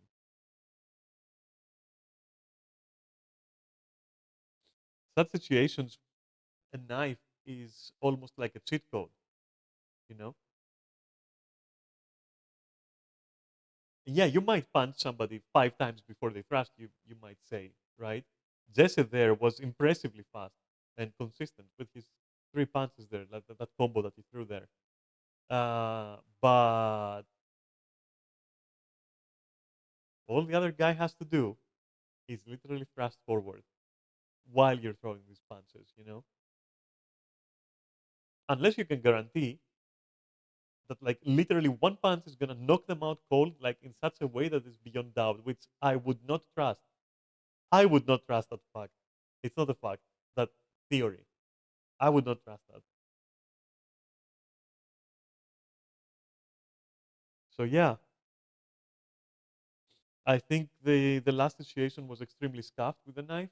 I think almost everyone's reaction as a whole, not just the start of it or the end of it, as a whole, these reactions were probably game over for the defender, not the attacker.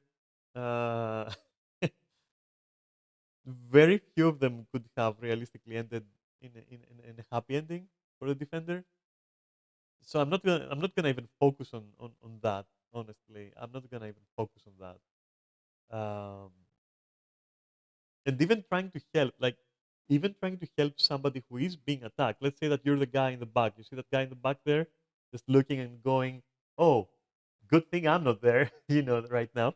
Uh, well, you know, uh, maybe the guy turns around because he's surprised and stabs you instead. Oops, you're dead. You know. It's one thing to get punched or pushed as you're trying to intervene, and another to get stabbed as you're trying to intervene, because that's game over for you. So helping is also done tactically. Distract them, scream, uh, talk to them, or use your leg to like kick them in such a way that you can retract your leg and also have a distance so that they can literally just blindly swing behind them and catch you. You know, it's not that easy. It's not that easy, honestly. And it's easy to blame others for not helping, but you have to understand that they're also afraid for their lives. If in case you were wondering, like, why is no one doing anything? It's not that easy, my dude. Because again, if there is a knife involved, for example, who's to say that the guy won't, in his panic or surprise, just swing around and just catch you with a knife if you're too close, for example? Literally, it is just a very difficult situation, even with even without a knife. It is it can be complicated to just jump in and help, and it should be done, again tactically, not YOLO it and just like just fucking go in there and get involved because yeah, trust me, nobody's gonna say, "Oh, I got punched. You should have intervened faster," because to that the answer is, well, yeah, but in the end, we stopped whatever was happening with my help. So yeah, you just got punched. I guess that's fine.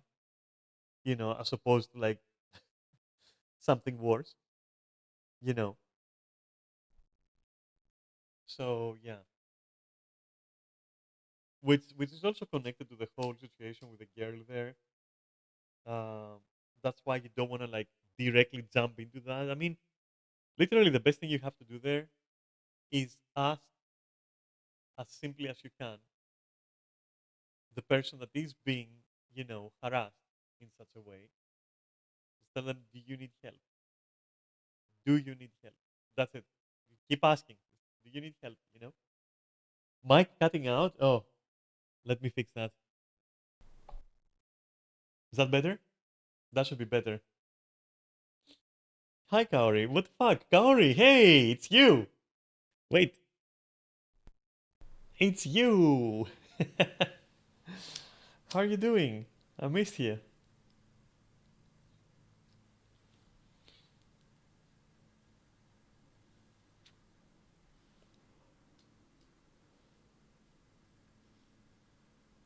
Come on, it's not cutting out now, though, is it? Now it should be okay.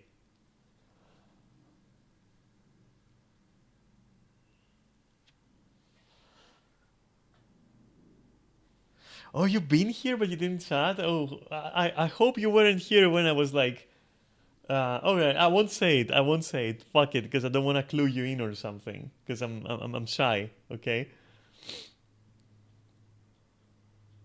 I hope it wasn't the weekend. I hope it wasn't the weekend. I hope it was weekdays.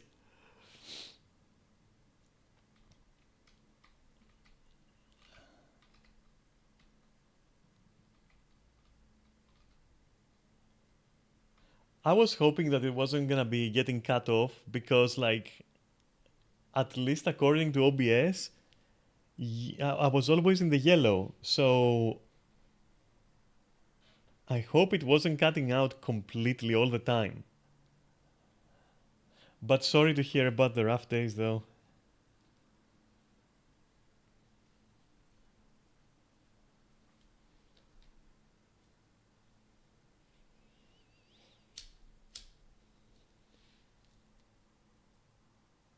Oh no! Oh no! Yeah, you see, I decided. You know what? I decided to. I decided to like keep to sort of keep a diary of like things that I know more than it is like how to fight. It is more like here is what I remember and what is in my head, and I'm gonna like put it there, and I'm gonna see how that goes. I explained it more in the first time that I did it, Not the second time I didn't explain anything. I was like, yeah, just let me go in there. But in the first one of those streams, I spent like about an hour talking about what the purpose of it was. But yeah. So if you got the second stream, it might be a bit out of context, I guess. But both were Saturdays, yeah. And today I didn't do it only because I am absolutely sleepless and I'm feeling wrecked. I'm completely wrecked. So I wasn't up for it. And instead I decided to watch this.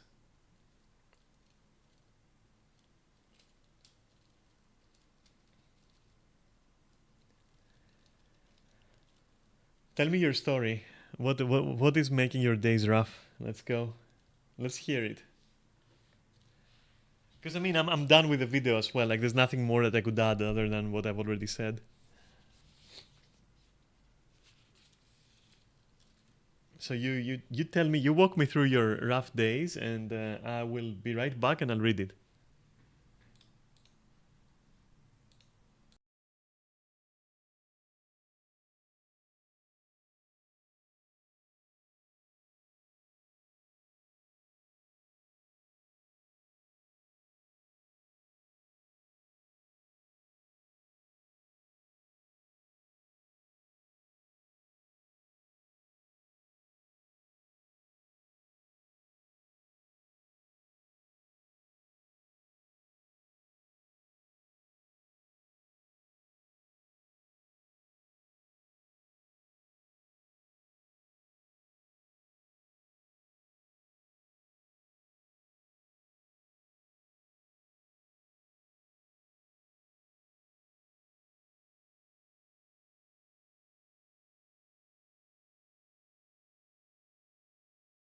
All right, I'm back.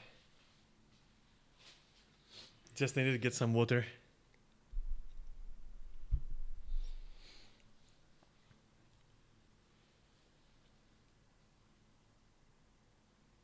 Oh shit. I'm sorry to hear. I'm really sorry to hear.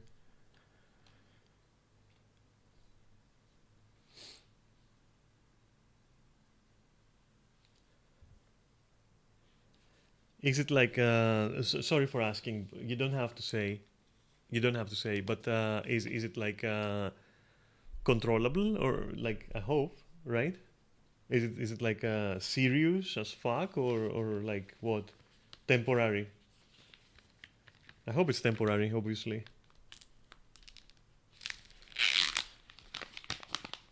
Sorry, I'm unpacking something. Don't worry about the sounds. Because now you can probably hear everything going on in my room. I have disabled every fucking filter ever.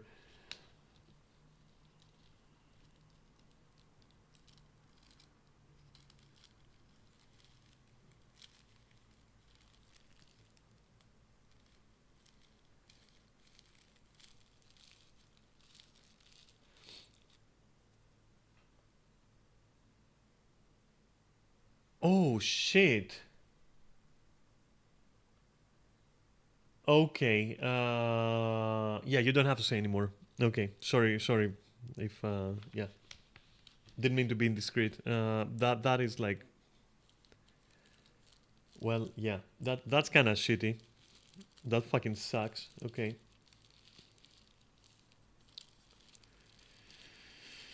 Hang tight.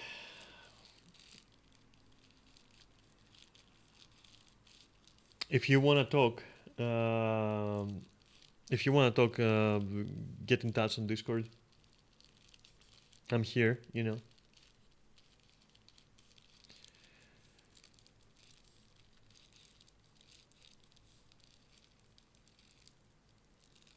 Because sometimes even the what you call it, even the idea that, you know, the presence in a way of another person, even that can be comforting sometimes. Yeah.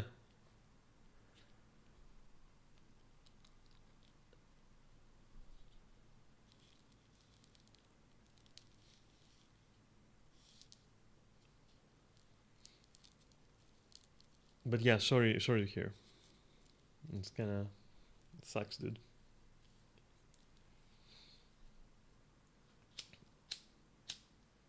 And you're doing everything on your own now. That must be kinda, kinda, kinda fucking draining, right? It's gotta be, I assume.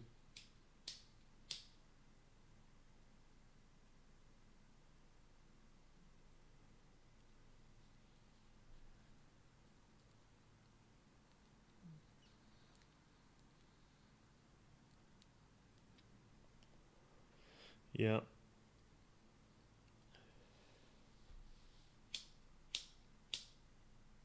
I see.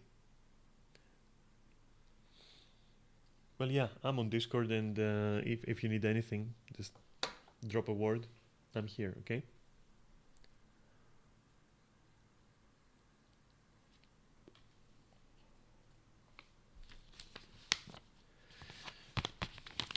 But yeah, let's distract ourselves with nonsense. I would say the takeaway from this whole thing, I would say, was don't put yourself in stupid situations, and decision making is more important. Is the more important part of strategy. So don't make stupid decisions. I think is a takeaway. There is ways and ways to do stuff, and some of them are gonna be wrong, and some of them are gonna be right, and sometimes it's worth thinking about it, like meditating a little bit about it. Whatever form of meditation you prefer, whether it be um, having a cup of coffee and thinking about it a little bit, or maybe educating yourself about your options. Yeah, it's worth it sometimes. And the other takeaway is also, like, more specifically, is like, if you have to intervene, make sure that it happens on the right grounds, and that you set those grounds right yourself if you have to. If you feel like you gotta intervene, just again, like, an example is like, yeah, if somebody is getting what you think is getting assaulted, well, in that case, you have to ask the person, because a slap or two is not gonna do anything. So you can sit there, you know, and say, hey, do you need help? Do you actually need help? So yeah, don't just jump in because a couple is having like a slap fight.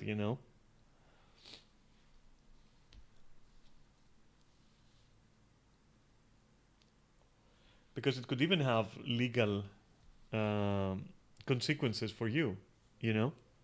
Not to mention the fact that, and this is a true story, that you might be getting baited into reacting and intervening, so that then you can be held accountable, or whatever else the other party or parties involved have in mind. And you don't want to get baited into some weird legal bullshit.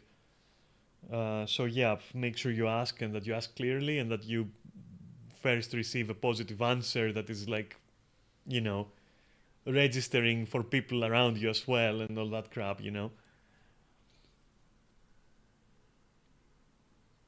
Ah. And I'd say the more important part was the one about, getting unnerved, losing your cool, in the sense of like, I think the best description for that scenario was like the one where the attacker was also like groping and stuff. Where was it? Was like around here? Where was this shit? I don't even remember now. But I think here. Yeah, that crap. Yeah, don't lose your cool, um, because yeah, that will cloud your judgment if you just focus too much on like what just happened. You know, you can solve that later, as in, once the situation is dealt with, you can process it. Then.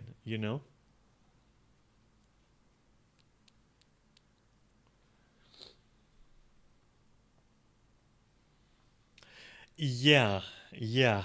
It is very complicated. Yeah, it is very complicated. I mean, it has been used before to literally bait someone into, stepping in and then getting fucking sued and everything, and then both of the couple testify against that person, and now that person is completely fucked.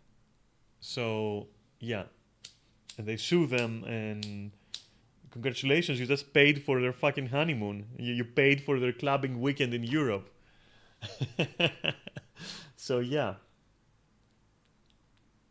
if you're gonna get involved, make sure it is like it is done properly, right? And again, don't take anything of what I said as like casual victim blaming. When I said, for example, don't step into certain situations if you can avoid them. I'm not telling you stay in your house because otherwise things might happen. I'm telling you just be smart a little bit, you know? Just do what you want, but be smart about it. It's that simple, you know?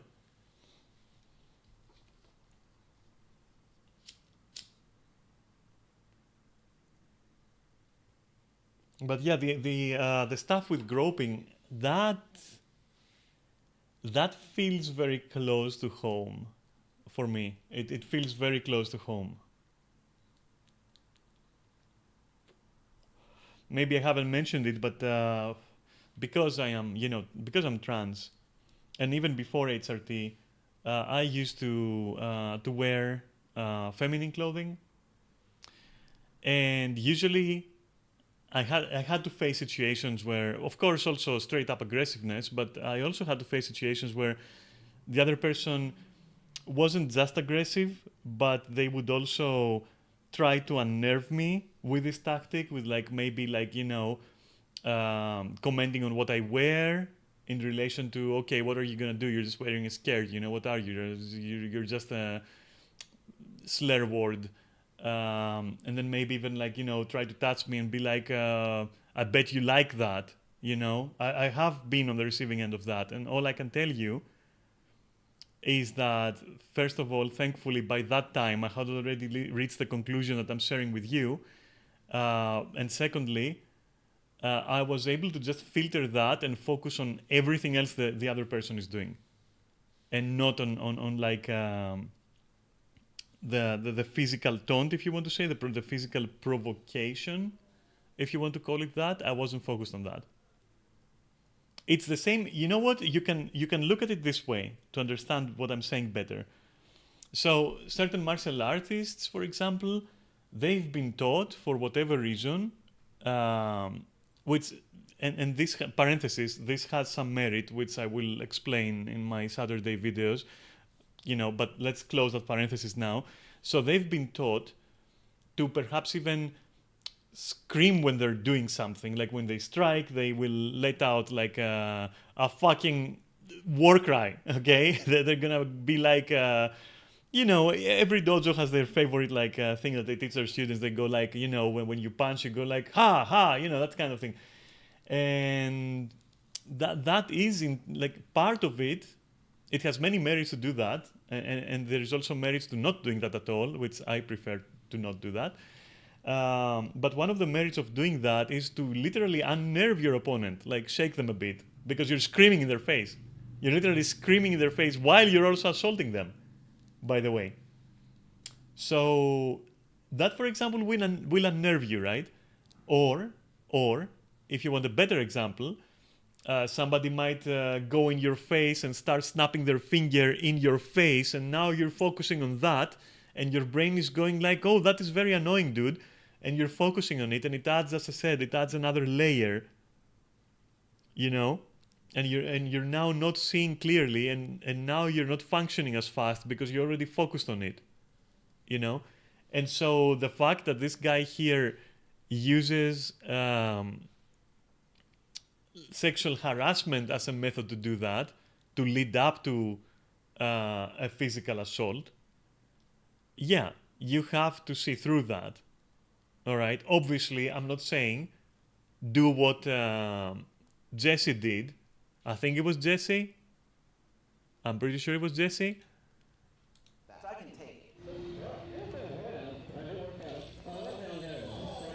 it. Yeah. Jesse was the one who took it way too far and was way too welcoming to it. You know? You don't want to go there. You do want to remind the person, if you have to talk, okay? and this is on you. Like this is literally your judgment call. You know, if you decide to talk and try to diffuse it by talking, even though touching by itself is already permission to defend yourself, and this is very important to remember. But if for whatever reason it's more viable for you to not engage physically, you're gonna try to talk.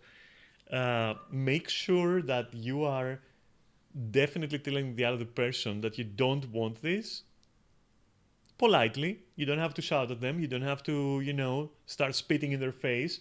But you can tell them that you definitely don't want this, and that it is actually legal what they're doing, and that they should stop because it is completely unwarranted. You should let them know that if you really have to talk. But also keep in mind that like this level of groping, I mean, Jesse even allows him. Jesse even allows him to literally, if you see it out of context, forget the dialogue. See it out of context a bit.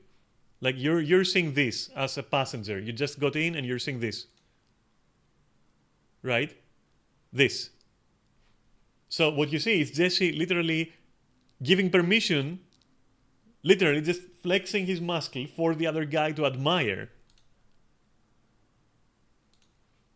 So you tell me I'm wrong in that this is too much. Don't go there. Don't even go 10% close to that, So yeah. And these are the important points to take away from it.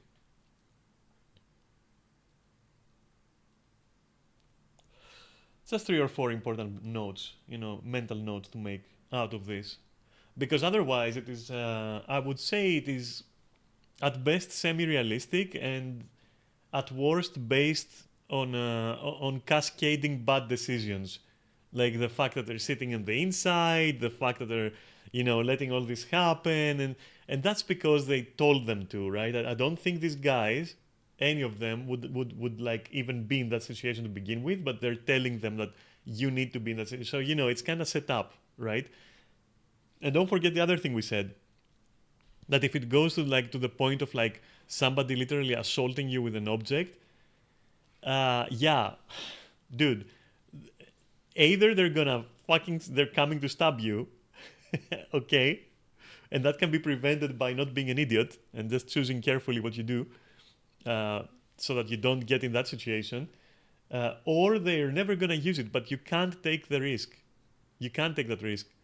Okay, you can't be, they would never go through with it. I mean, I'll be honest with you. I have been going through bad parts of my town for a very long time, as a person who appears vulnerable generally, especially because I'm trans and all that. I have experience with this, and it's anecdotal, I know, but I will tell you that in such an environment, nobody that I've seen pulled a knife on anyone ever. Yes, there's been, bullying. Yes, there's been points where there was physical contact. But dude, no, I've never seen anyone pull a knife and not care about the crowd in there and not care about being on camera potentially. So I would say, and I've never heard of it either. I know a lot of people, or I used to. And throughout the years, nobody has ever told me, I got in a bus and this happened. No, never. In 43 years, And don't forget, I know a lot of people in real life, or, I don't keep active contact with them, but I have known a lot of people of varying ages and groups. Nobody ever reported anything like that to me, as in shared it, this happened.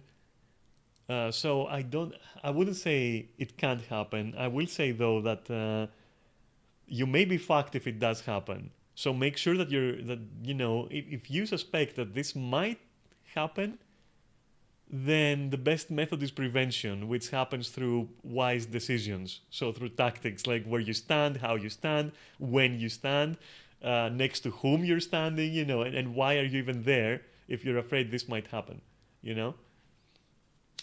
Because if it goes down to it,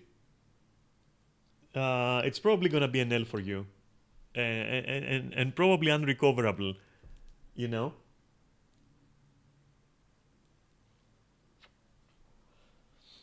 So yeah.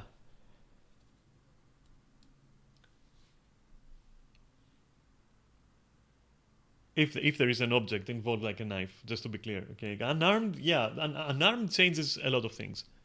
Unarmed changes not. I'm not saying, if you feel like today's forecast is no blades, that you should make stupid decisions. But I'm saying, yes, unarmed is safer, obviously. So you would probably, in the context of, you would probably bank on your ability to attack or defend more than if the other guy had a knife. See what I mean? You would be more inclined to believe in yourself and take the risk if it is necessary, you know. But a knife, oh, in this situation, like, oh boy, I don't know. I don't know. I don't know about that one. I wouldn't take it. I wouldn't take those chances. I'm sorry. I would not take those chances. That's why I feel this is like a little bit scuffed as a, you know, facing realistic self-defense scenarios. What kind of scenario is that? Like putting somebody in the worst position ever and telling them, oh, by the way, the guy also has a knife. Uh, and you have to let them come sit next to you. And you have to not react until they react. And you have to do this and you have to do that. It's like I told you. At that point, you have to question the person who is like presenting you with a situation to see what you would do. You have to ask them, but would I do that though? Like, would I be there though? I don't know.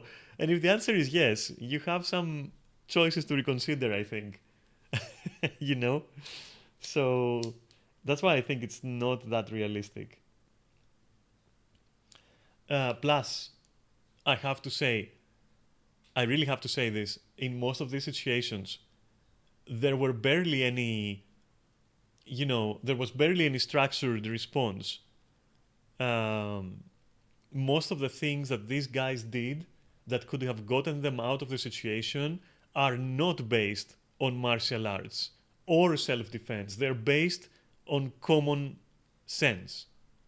The simple strategic decisions, kick the guy away, climb on the chair if you have to and you're secure on there, or be safe, bunkered up in your chair, or decisions like that. That's not martial arts. That is literally just your fighting spirit, your survival instinct kicking in, That's it. So, or for example, if you notice, the closest that we came to martial arts was Jesse having practiced the ability, for example, to do 2 very quick jabs in the face with good accuracy, good speed, regardless of like the limited space, right? Followed up by a third one quickly afterwards. That was the most structured thing I saw. Everything else I saw was like some YOLO clenching, like of the opponent, which is not good to do when there is like multiple attackers. It's not good to do that. And other things like that. I mean, yeah, you could argue that the guy who got up and kicked the other guy away. I mean, you can do that. You don't need to train in martial arts to do that. So that's why I'm thinking the only thing that came to that factored in was the physical condition of the people, and towards that I would say, yeah, do keep your physical at a level. You can't just completely let go. You have to at least be able to not get winded just simply trying to defend yourself, just in any way possible. So, jog 20 minutes, every 2 days or something, do some very basic stuff at least, maybe stretch a bit, do some stretching, do this, do that, you don't need martial arts for that. You just need common sense and the ability for your body to function in a pinch, and you will do some really crazy stuff if you just in the moment, make the right decisions.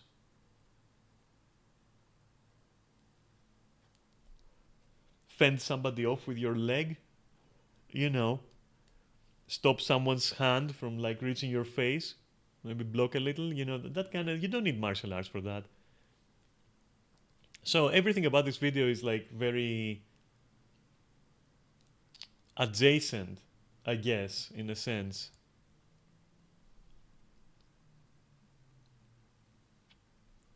And that's not because martial arts don't work. It's more because you just. Let me give you an example. So remember, for example, what martial arts would help here with, right? What would it help here? Some tactical decisions, I would think. So I'm trying to find the exact moment, but I'm not gonna bother. But there is a moment where a guy, I think it's this guy in this instance, where he already has his elbow here, right? And this guy attacks him, and he could have very easily just like literally elbowed him in the face so easily. And that's kind of like the slight differences that you know that you would see, you know, between two people, one of them not trained at all and the other one having some grasp of martial arts, where their mind can go there tactically. Their mind tactically can be like, oh yeah, I can do that, you know, in a split second. And there was another instance, I don't remember which one it was, but like somebody was like, I think held like their body way too exposed, and I said something along the lines of like, why are you so open or something. I think it was Ranton who did that, I'm not sure. But yeah, that's the tiny little details that, you know, maybe a martial arts like practitioner could have over somebody who doesn't practice anything. And that's because it is a very, very limited situation right here where, you know, it's more about your ingenuity and intuition in the moment and your tactical thinking than it is, oh, I've practiced a certain move, you know. And again, the only like instance that I saw that was clearly training, that was Jesse, just literally 1, 2, 3, like very fast. That was perfect there.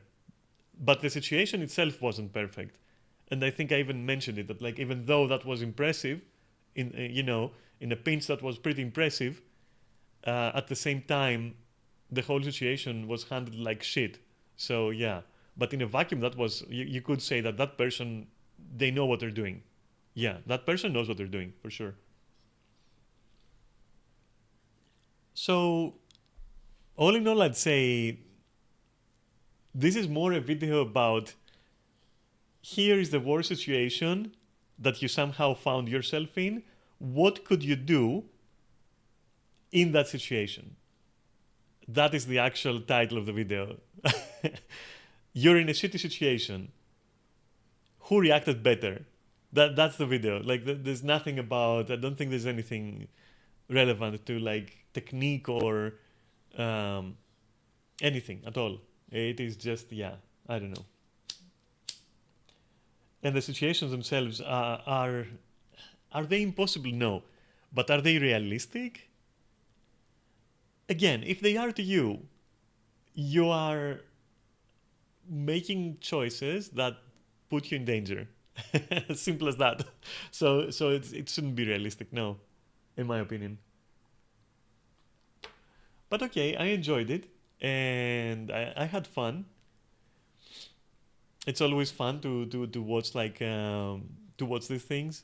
It's always pretty cool.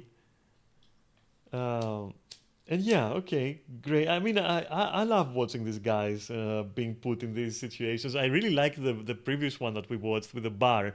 Now that gave me a lot more to talk about. A lot more to talk about compared to this. Because this is just, yeah, okay, well, you know, a guy with a knife manages to like completely corner you and has his knife like 10 centimeters from your chest. Your move, punk. What do you want me to do? Like, what do you want me to do there? What does it matter if I know martial arts? Or like, if I've put myself in that situation, what do you want me to do? Fucking ninja my way out, like literally fucking throw hand signs and disappear into some kind of fucking, you know, Tsukuyomi? fucking Naruto myself out of there? Like what? Use my Sharingan to like, you know, to trap my attacker into like an illusion of him attacking me? Like what the fuck you want me to do in that situation? Fuck you, you know? Who made up the rules? Oh God. This would have been far more interesting as a quiz, right? You know, for example, Jesse, you enter a bus. It's kind of shady. You see like these guys, and one of them, you see him like intently looking at you. His right arm is kind of like concealed. What do? I get off the fucking bus. Like, yes, yeah.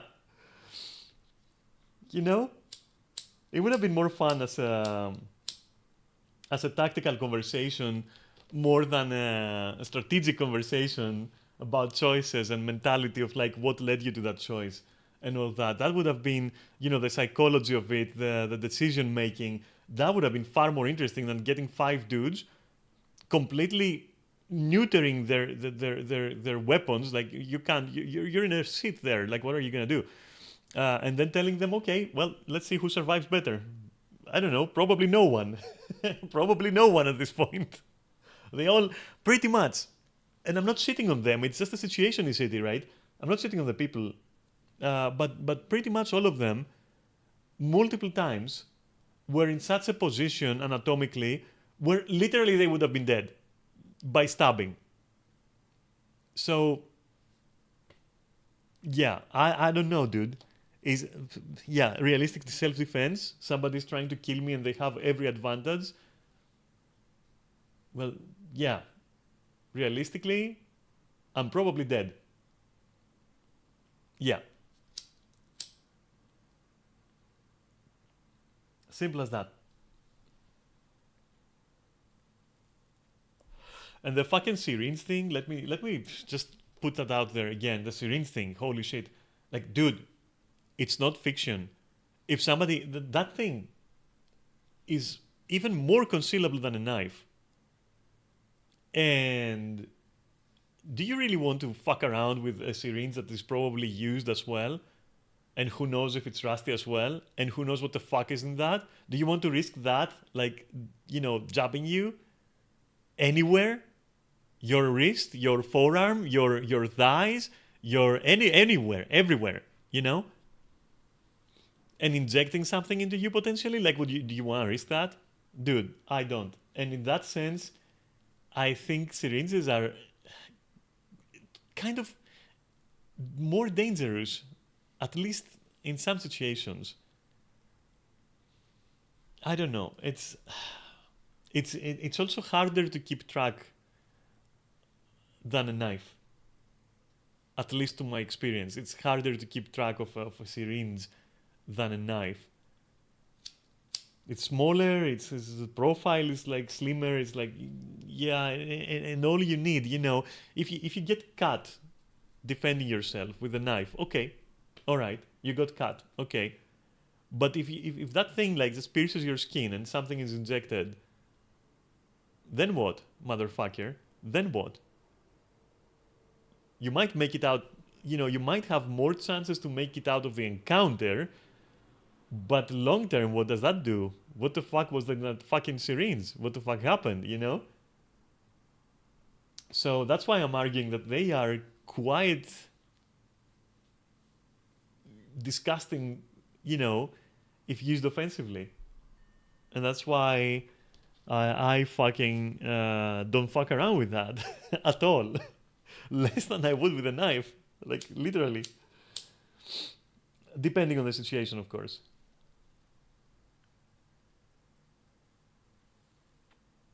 As I said, contextually they might have far more severe consequences than like getting cut, for example, or stabbed. Assuming that stab doesn't hit anything, you know, critical to you, to your well-being, you know? Oh well.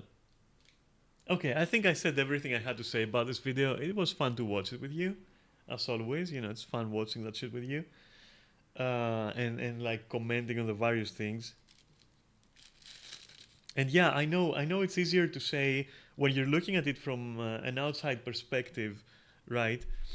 It's easier to say, oh, I would have done that and that, and so and so. To that, the only thing I have to say is that, well, if you bring yourself mentally and physically to the point where you know you could have done something better, then there is no harm in saying it, I would say. You know? I would think that this argument would stand if like it was done between two completely untrained people, and one of them was saying, "Oh, you know, in that situation, I would probably do this, this, and that, you know, and all that." Then yes, you could argue, okay, it's easier to say on the outside, but if a person is trained, it doesn't have to be me. I'm not putting me there. Okay, just anyone who is trained relatively well and has the physical condition to do it. If their thinking goes there, they will do it. So yeah, I don't think that's an argument as well. Like, oh, it's easier to watch it from the outside. Depends, you know, depends on your capacity, I guess, as a whole. You know. And again, a lot of it comes from common sense. Like, okay, if my elbow is close to the guy's face, I will elbow the guy as he's coming in. And yes, I will see them because I always make sure in my life to not look people in the eye. Okay? Because I want to have my peripheral vision. I want to see what's happening around me. Like, I don't care. Like, do you think I care if I look like I'm dumb or something? Because let me tell you, it does look goofy. It does look goofy if you go to spar with a guy, for example, and I know because I've been told. Okay, I've been told this because I do that. It looks goofy. I mean, the guy I was sparring with at the moment, George was his name, and it was like during MMA practice, was like, he stops. So we're facing each other, and you know we're getting there. You know we're kind of like sizing up and all that, and we're, you know, because we were having like a friendly spar, let's say, and he stops and goes like, "Where are you looking, dude? Like, do I have something on me?" And I said, "What? No, you know." And he's just like, "Why are you looking at my fucking tummy? You know, what the fuck is going on? Why are you looking down there?" And he started making some jokes about me looking at his dick or something. And then I explained to him what I'm doing, and he was like, "Okay, let me try." And he also found it better. For example, he also found it better, but of course he wasn't used to it. So for him, it was like extra effort to just not focus on my eyes, you know? And at first he was like, but isn't it better, you know, because if you look at the opponent's eye and all that, you can like blah, blah, blah, and this. And I said, no, all of that is mumbo jumbo. Practically, it's better to base on your peripheral than it is to focus on a single point, especially in the eyes of another human being, you know? And so, yeah. I mean, yeah, some people will tell you, oh, but that makes you look submissive and all that because supposedly if you don't have the cojones to look somebody in the eye, what the fuck does it matter? You know what matters? What gets me through. That's what matters. Like, what the fuck offers me the more advantages, right? And the more advantages is to set my point of view, my center of view, in such a way that I see more stuff, you know? And if you want more proof of that, you have only to look at Jesse, where he himself was like, and I don't even remember where it was, where he admitted very openly that like, I didn't even see the knife. And I'm looking at him say that, and I'm going, are you insane? And I think it was here, right? I think it was here where Jesse jumps in and we see what Jesse does, and like, oh, you got a knife. Like, bro, how do you not see it?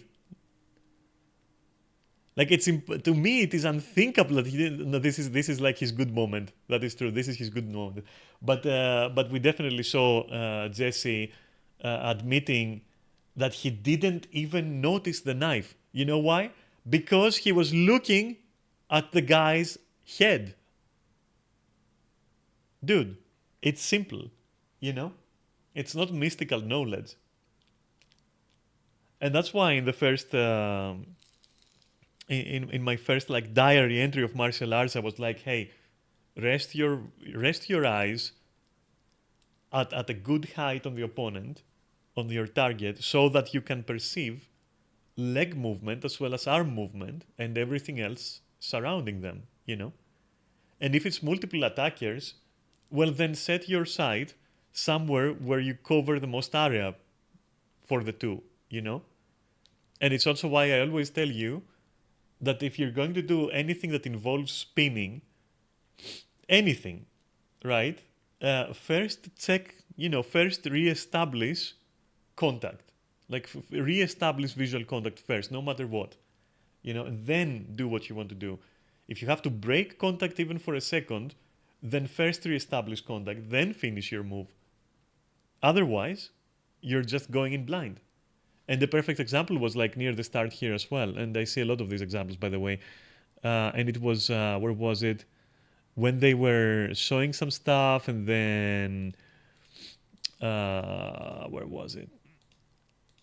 Where was the that weird knife incident? Wait, I have to find it. There was like a weird knife incident somewhere at the beginning. Maybe here? Wait. Let it roll a bit. 1 second.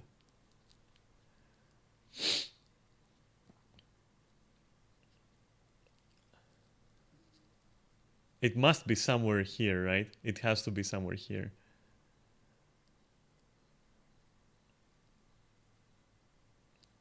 Come on. Please show me that which was insanely well executed as well. It's just that the end result was kind of shit. Come on. I can't even see it. I can't even find it. It's gone forever. It only lives in my memory now. In my memories.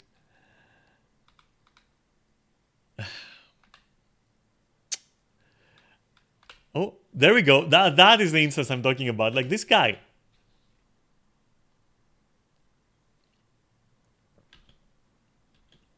He wasn't even seeing. Like, look at this. He doesn't re-establish contact at all. For all he knows, this guy could have just stopped here and he would have been completely safe. And I also think that's why he missed, low-key. Yeah, that hit nothing. That legit hit nothing. It hits nothing at all. Close because he executed it quickly. But would you prefer to be safe or to just base on the fact, oh, I'm so fast, I can do it really fast? I'll get them. I'll clip them with that, I'm pretty sure. Nah. And if this monkey here, and I call him monkey not because, not in a bad way, because it was pretty impressive what he did. I really like what he did. Even though he completely failed, I really like what he did. Use the environment. Why not? Some flex there. And it would have also been very effective, but it wasn't. But like, yeah, this guy could have just stopped, and this guy wouldn't know if he just approached, you know, without this thing. So yeah.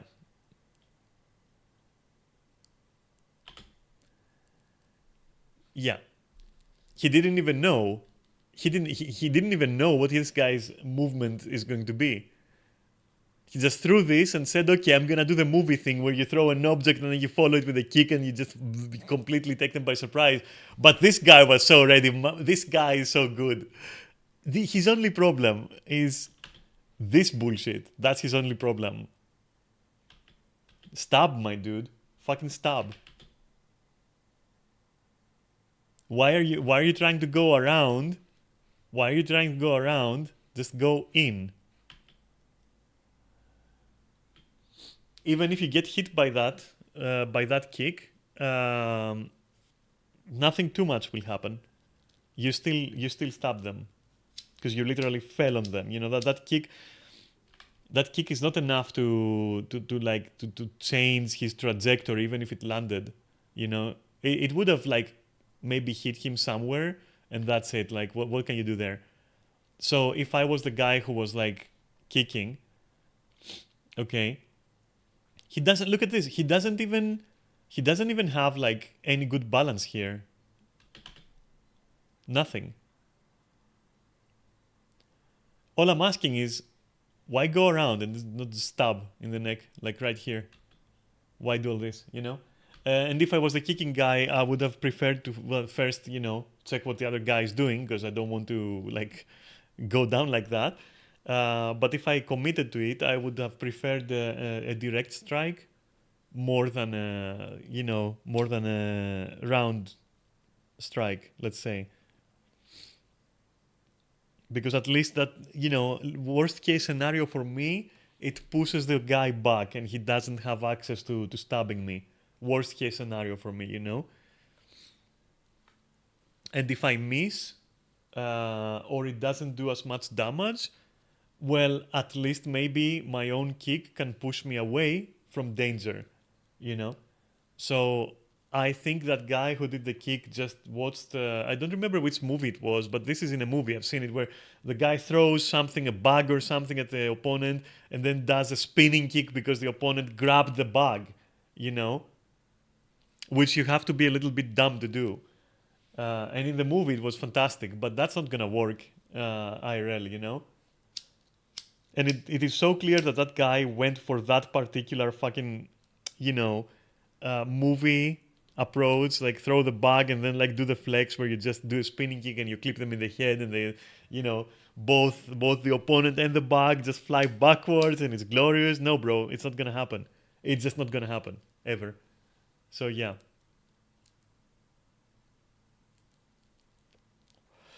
Why would I catch anything if I can just let it drop?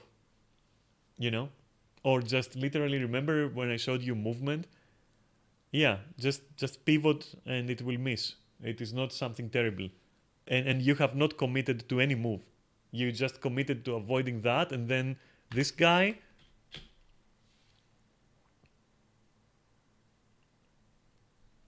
if your move is to just throw this and kick, if I'm just standing there and you're doing that and I just avoid your bug, you're just kicking air.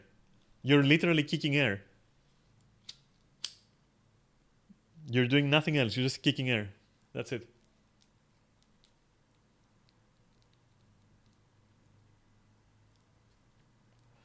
Anyway, yeah, I'm not sure. I'm not sure why this guy. This annoys me because otherwise it's such a perfect reaction that leads to such a flex move on his part. It's such a flex, fucking going on here. And he executes it so nicely, like it, but he wastes it because he doesn't, like, you know, launch himself forward with momentum from the wall into this guy's neck with a knife. Why waste it that much, dude? Even if it kicks your arm, even if it clips your arm, that the only thing that seems to do is to literally make your other side turn faster and stab him. Like, yes, your arm will hurt, but he's dead. And he has a knife in his neck or in his eye socket. So I think we know who wins this one. Jesus. I mean, if you want to be even more creative, you can just...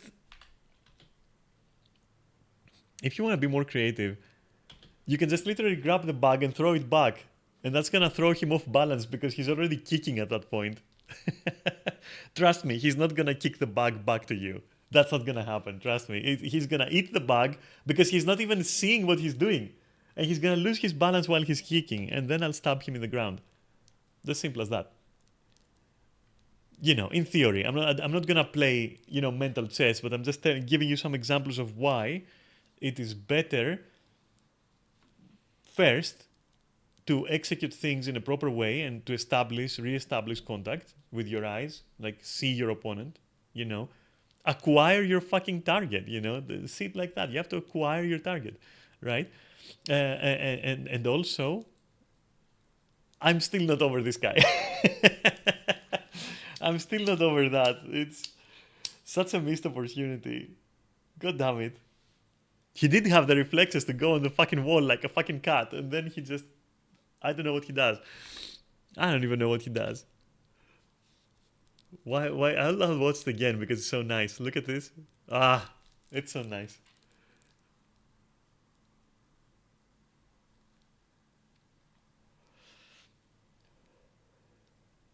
I think part of it is also fear of injuring the other person. But you know, if you're afraid you're gonna injure the person, just stab at the mask, right? It's a plastic knife and it has like this visor. So don't go for the neck, just go for the mask, just to demonstrate that yes, you reached him, you could have done damage, you know, your game, you know. But I think he kinda got bamboozled there. But okay, I mean whatever. Let's not dwell on that anymore. It's just such a nice scene. It's almost like out of a movie, isn't it? Like what the guy on the wall does. You know, for a person his size, you wouldn't expect him to have this agility, right? Keep that in mind. You wouldn't expect him to have this sort of agility, but yeah, it goes to show that you can't really underestimate. But yeah,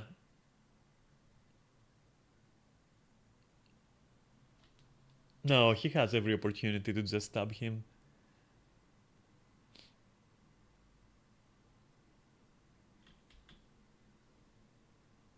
Ah, well.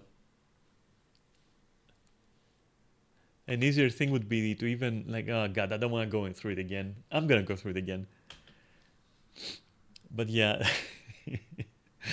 he's good. He's good. Okay, I like his choice here. I like his choice here. I'm not gonna lie. I like his choice. But literally, just thrust. Just you know, fucking thrust. Just go. Just go. That's not gonna do anything. Even if it hits you, not gonna do anything. Yeah, it's good though. Okay. All right. Okay. Enough. Enough. Fuck that. Oh shit. What the fuck did I do? Wait a moment. Oh, there we go. Okay. Nice. All right. You had enough of me, and I definitely had enough of you. It's been fucking more than 2 hours, which is far more than I usually like to stream, you know, on Saturdays.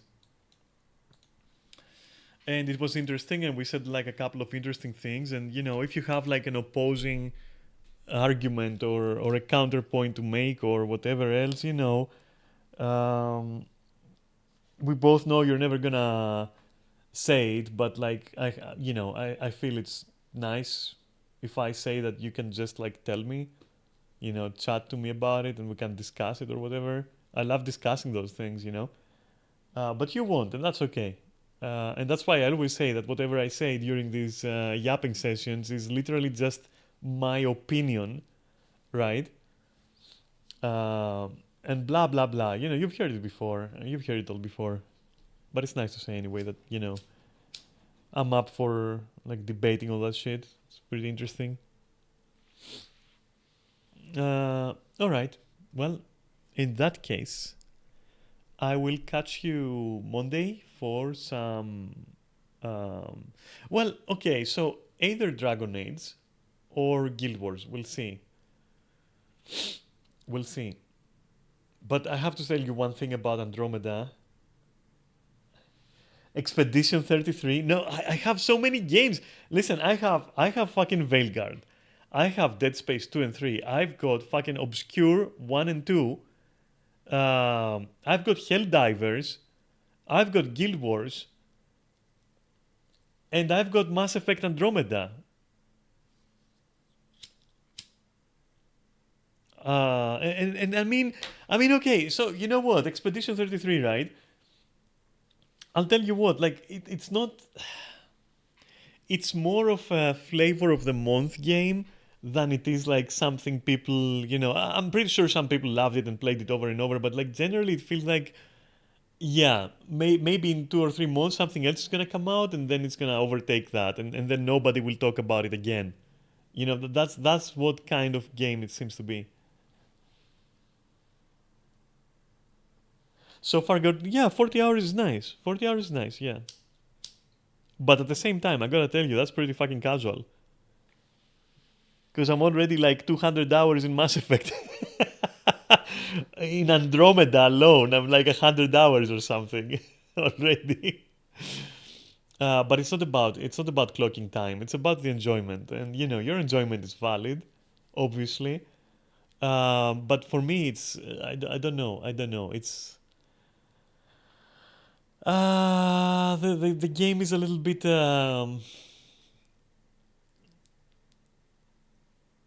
too artistic for me, if that makes sense. It's too. I don't know. I don't know. I can't customize my characters either, and I don't like the weapons and armor. I just don't like them. It reminds you of Guild Wars 2 in art style. Curious. That's very curious. I haven't thought of what it reminds me. I guess. I guess what it reminds me of is. Well, do I know any game that looks like that?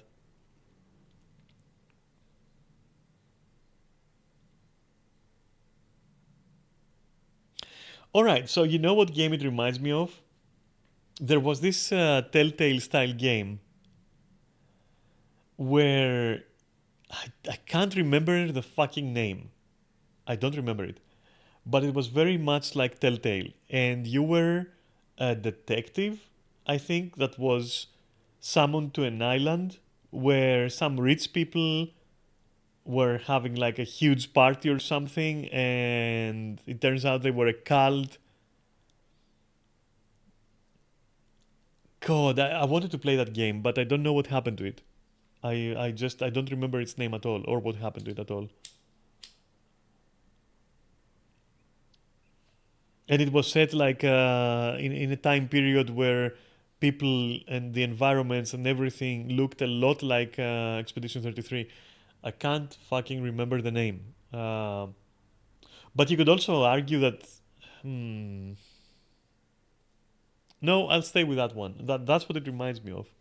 I wish I remembered what game that was. What the title was. I mean.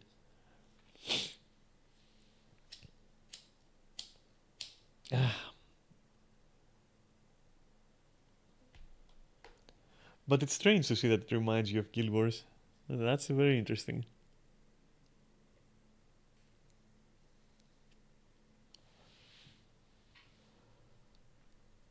Oh, and I also have this. Wait, where is how can uh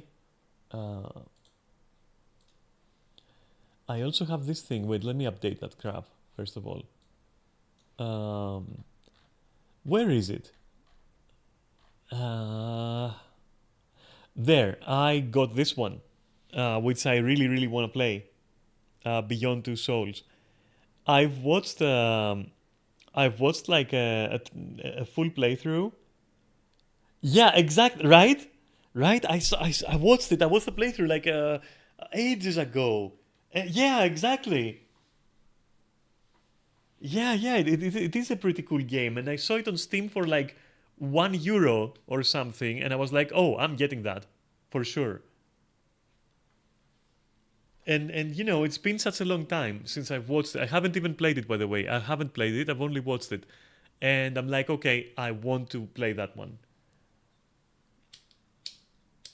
So there is also that I want to play.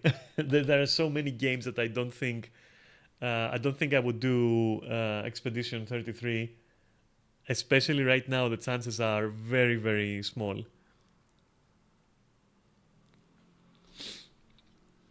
I mean, I even want to go back to finish my playthrough of Cyberpunk, and that's because I can now play it with 4K and RTX on and everything.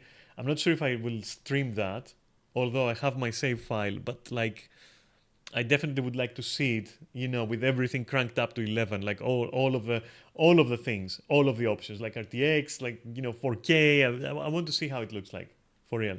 Because I see everybody going like, "Oh, this game looks fucking magnificent and 4K," and I want to see it. I want to see it with my eyes.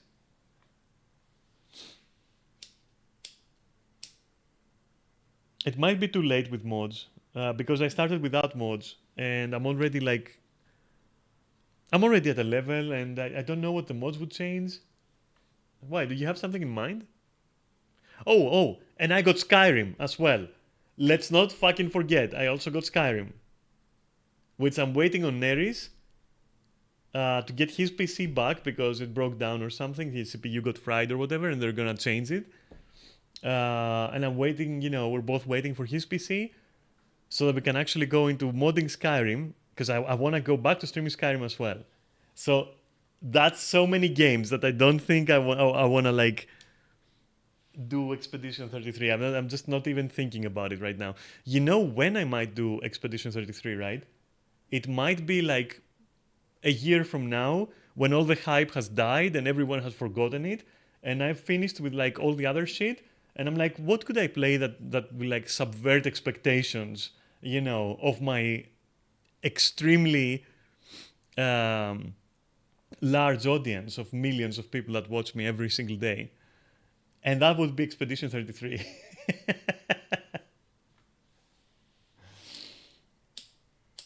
I like to strike when I am least expected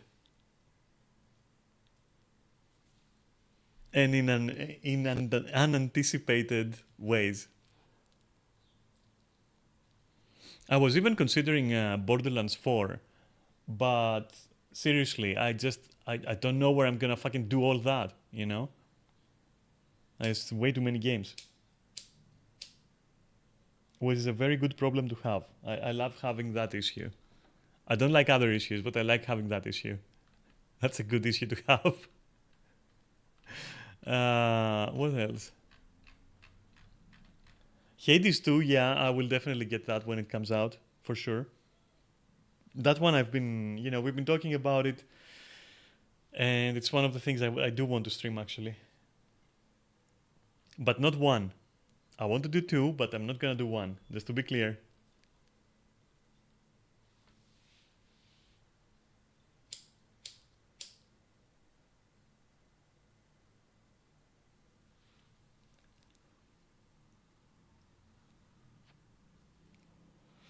I also wanted to play The Expanse.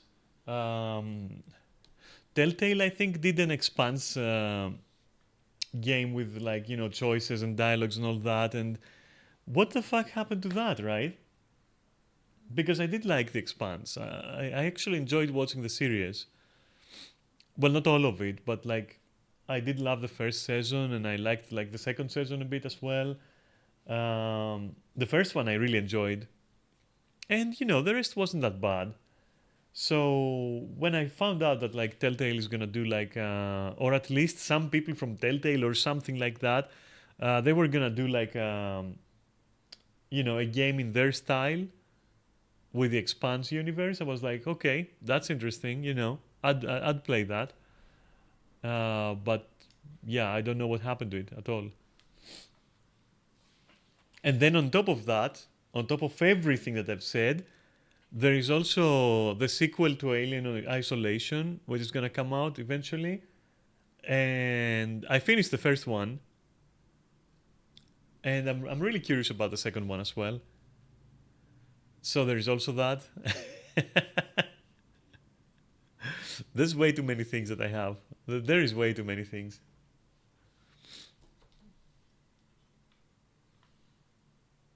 Fucking Grim Dawn is also launching an expansion. I'm not gonna stream that, of course. I'm not gonna stream Grim Dawn, but like, I want to play it. I want to play Grim Dawn when the expansion comes out. It's gonna be interesting. I love Grim Dawn more than Diablo 4, that's for sure. In the end, I didn't enjoy Diablo 4. I just couldn't fucking enjoy it in the end.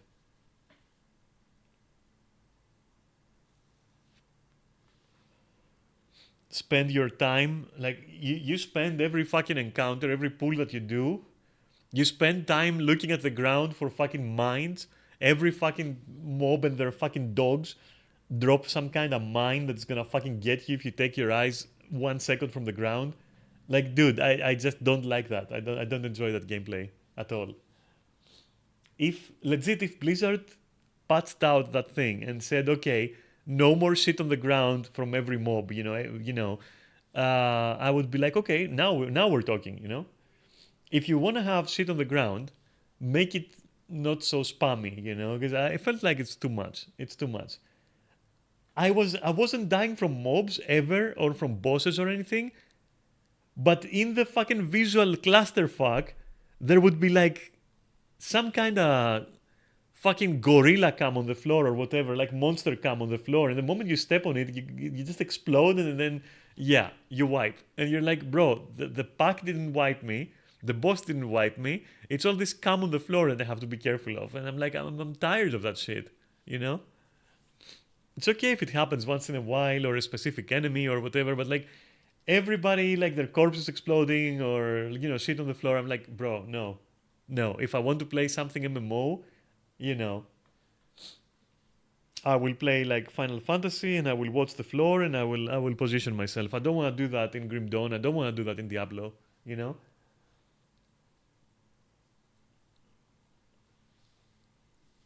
Or at least I don't want it to be that prevalent. Like it was extremely prevalent. I was playing with Katya. We were playing co-op with Katya, and half the times, and especially you know, Katya is a casual gamer, or has turned into a casual gamer, I should say. Which yeah, that's respectable. And you know, we just wanted to have some fun, and she was constantly dying to bullshit that like became excessive after a while. Like all the time, like gotta watch the floor. You know, it's very annoying. It's very annoying, honestly. You have like 50 enemies on you, 20 enemies on you, and somewhere at your feet, you know, concealed by all those enemies, there is like something that if you step on it, you're gonna explode instantly. Hashtag gameplay. Like, no, bro. Fuck you. I'm not playing your game. Fuck it.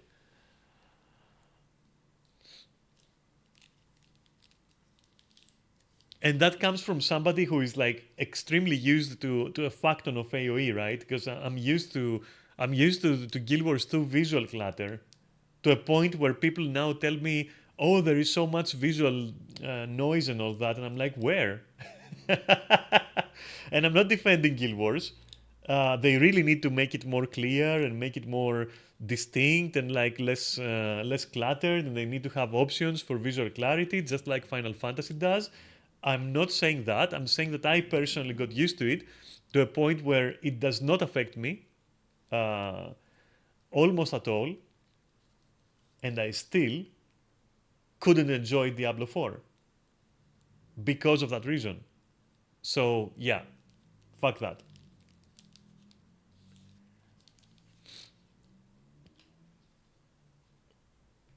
What else?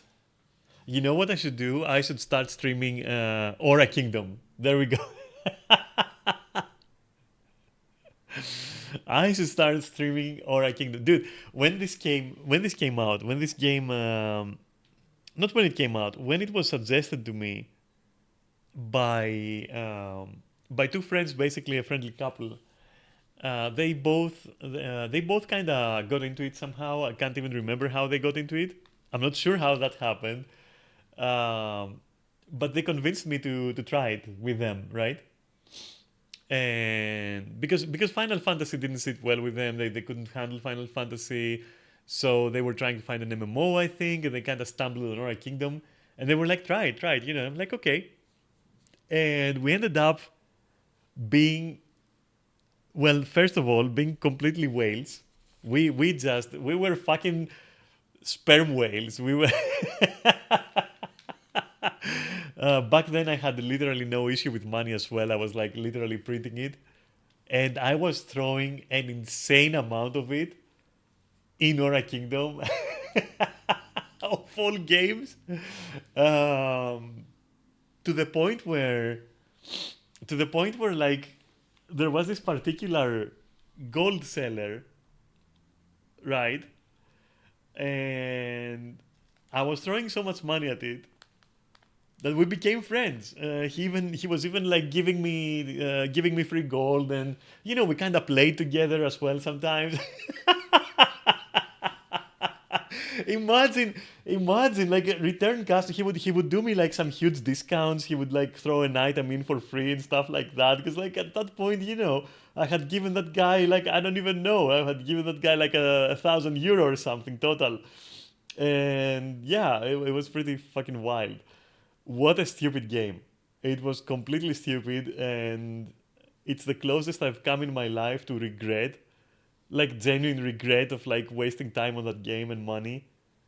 Um, it was balance was completely broken. End game was non-existent. Visually, it was completely shit. Oh my god, there literally was no content in that game. The only content was spending money for gacha. It's the only time where legitimately gacha kind of got to me, you know. And yeah, it's the closest I come in real life to like genuine regret, because usually I don't regret shit ever, especially when it comes to gaming. You know, I'll buy skins, I'll buy this, I'll buy that. If I have money, I'm gonna do it. I don't care. But this game, dude, this game, and I think it's dead now, right? Let me see. I think it's dead. Legit. It's just done. It's dead. I think. Transfer. 2023. I don't even think like you can install it. I think for a while this shit was like disabled. You couldn't like it was dead. But yeah, I gave it like 500 hours. Oh my god. Oh my god. There you go. That's the friend. That's the friend that convinced me. To this day, whenever I talk to this guy, he's been on stream a few times. Whenever I talk to this guy, to this day, we kinda like, you know, take stabs at each other for being so stupid as to actually waste effort, time, and money on this fucking piece of shit. Legit. We still kind of like make fun of ourselves, like some self sarcasm for this. It was magnificent. It was fucking magnificent. Oh god. Yeah, I don't know. Huge PTSD from this game. I don't. I just. I kind of like cringe just looking at it right now. Nah, nah. Let me look at something else. There we go. Jesus Christ. Fucking Aura Kingdom, dude. Fucking Aura Kingdom. Yeah. Anyway, I think there is like that wasn't me farting. That was opening her up again. I think there was like what other game? Oh, Evolve. Yeah, Evolve was kind of like that, but fortunately I dodged that. Like I played a little bit, and then I couldn't like it too much. Uh, and then I saw that it completely failed, and that to no one's surprise, even though the concept was like interesting, right? And it used the same formula as Dead by Daylight. So you had like survivors or hunters and the monster, and it was completely asymmetrical. And also the classes were more pronounced than, let's say, Dead by Daylight, and the monsters were also very, let's say, separate from each other. But the game was just not that good. But the idea was awesome. The idea was pretty awesome, and I don't know. I mean, I had some fun playing it in the beginning, when it was hot. But holy shit, did it fail bad. Like, this game failed so bad. Can you even install that thing? Yeah, you can. Yeah, that's my playtime before I was like, wait a minute, there's just zero balance, there's nothing, you know? There was so much broken shit as a result of the completely asymmetrical balance between like the monster and the hunters. Yeah.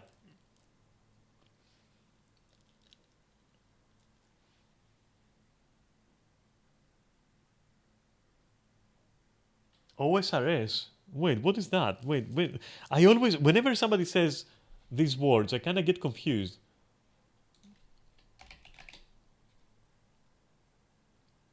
What the fuck is OSRS? I don't even. Wow. Wow. You're gonna recommend that to me? Steam, fuck off. Oh, old school RuneScape. Yeah, you know, Jesus Christ.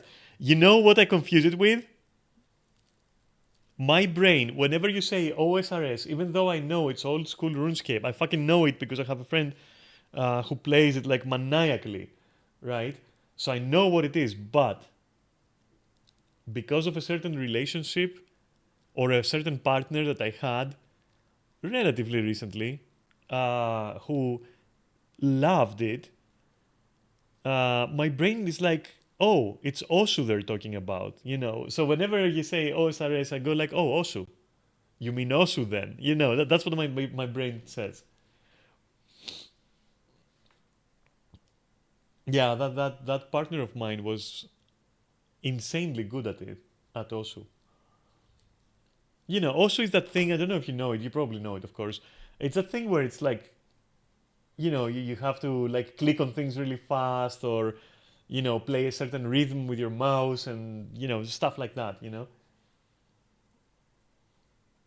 You basically load the song and then you know. Oh my god. Oh my god. You were that partner secretly. Now I see.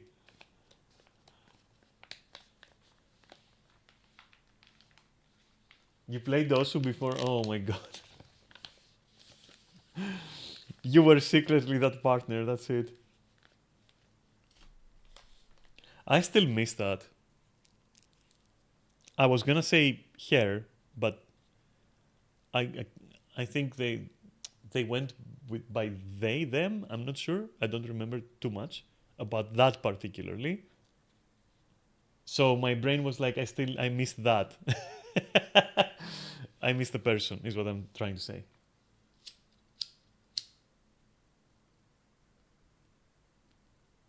But yeah, I would sit there. I would sit there and I would seal on voice and they would like stream to me and I would be fucking losing my mind. I was just fucking tripping balls. It was like I've taken LSD or something.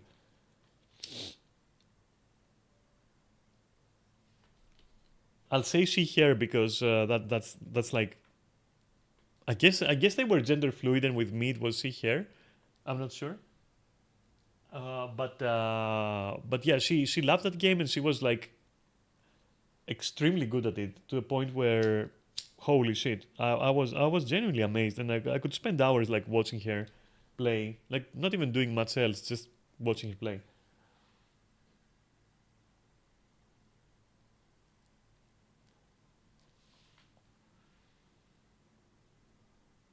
Yeah, I so you know don't quote me on this one, but I think she didn't use tablet because she mentioned that and she said that she considers it cheating. I think because it's easier. She considered it cheating. And so she was using I think keys and mouse or something. She wasn't using tablet, I'm pretty sure. Because I remember that conversation, but don't quote me on it. But like I seem to remember a conversation very specifically about this, and she was not talking nicely about tablet users. I'm pretty sure that she thought it was not a cheat, but like you know, like not real skill, let's say.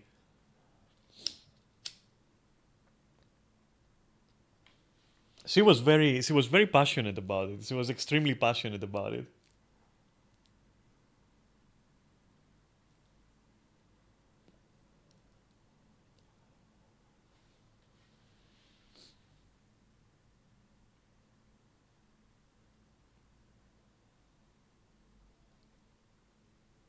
I see.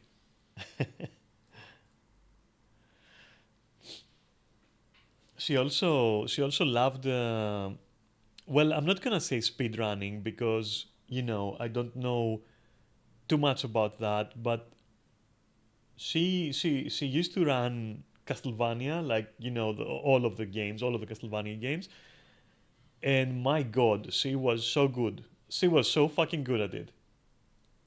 Like she would do like some weird like I don't want to call it a speed run, but to me it looked like a speed run. Like the way she played, it looked like absolutely optimized, and I was like, you know, what the fuck. I was very impressed, and it was very nice time, you know, just chilling there and watching her try to practice like some things there, or watching her kill the same monster like a billion times just to get all the weapons and max them out as well, because she was a little bit of a completionist as well, so she also wanted that, and you know. Sometimes RNG was horrible, so we would just sit there and reset the room and like just kill the same monster like 50 billion times. And it was chill, you know. It was just like hanging out and just talking, and yeah, that was nice. Good stuff.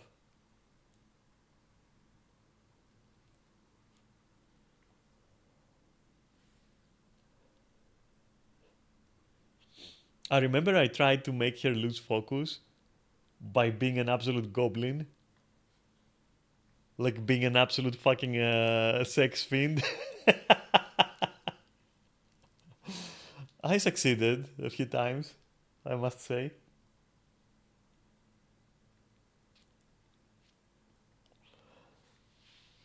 But no, I really enjoyed. I really enjoyed watching her play Osu, and when she was playing Osu, I wasn't fucking around. When she was playing Osu, that's it. It's practice time, you know.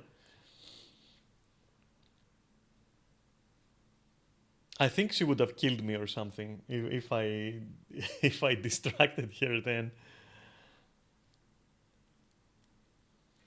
I think you would have found me dead in my room or something. I don't know.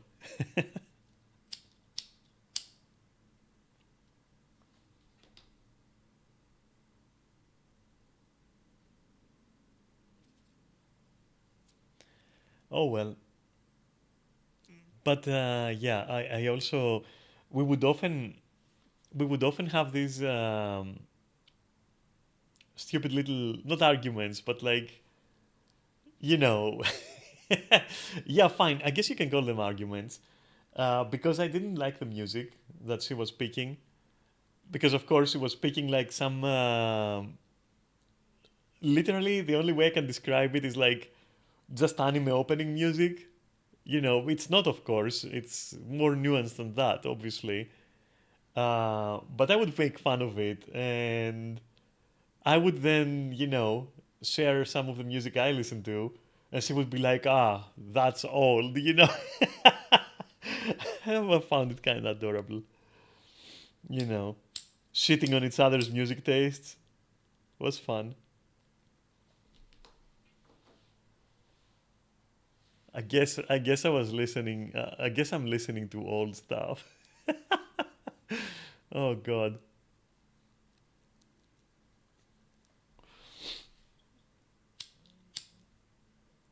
At one point, I shared some Judas Priest, which she hadn't listened to Judas Priest at all, ever, and I was like, okay, she has to be impressed by the vocals at least by the vocals, right? Because Halford is fucking insane, and still is to this day. And her reaction was like, "Oh, you know, it really sounds old, and yeah, I guess it's kind of good, whatever." I was like, damned. Okay. Fuck that then, I guess.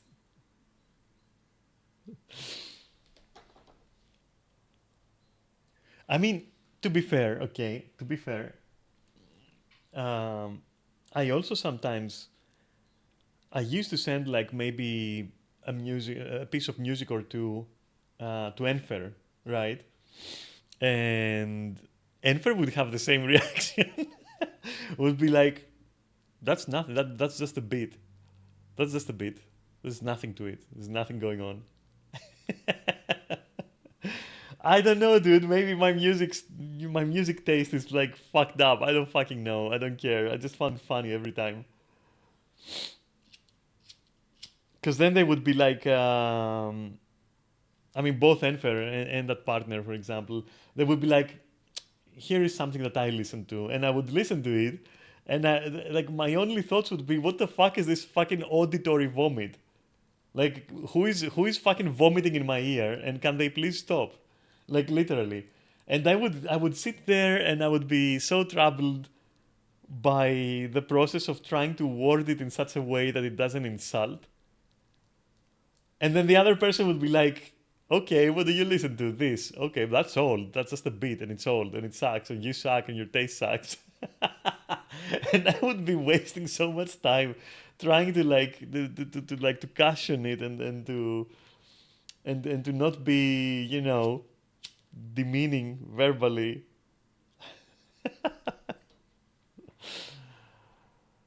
Uh,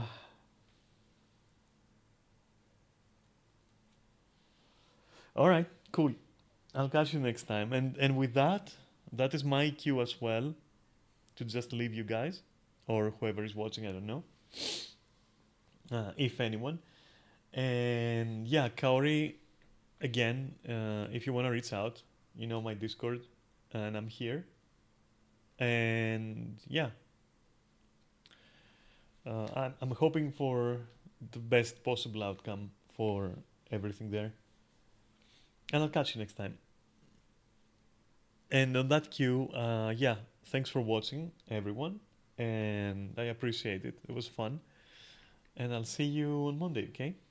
I'll catch you on Monday. And yeah, that's it. I got nothing else for you. Have an amazing weekend. Kisses.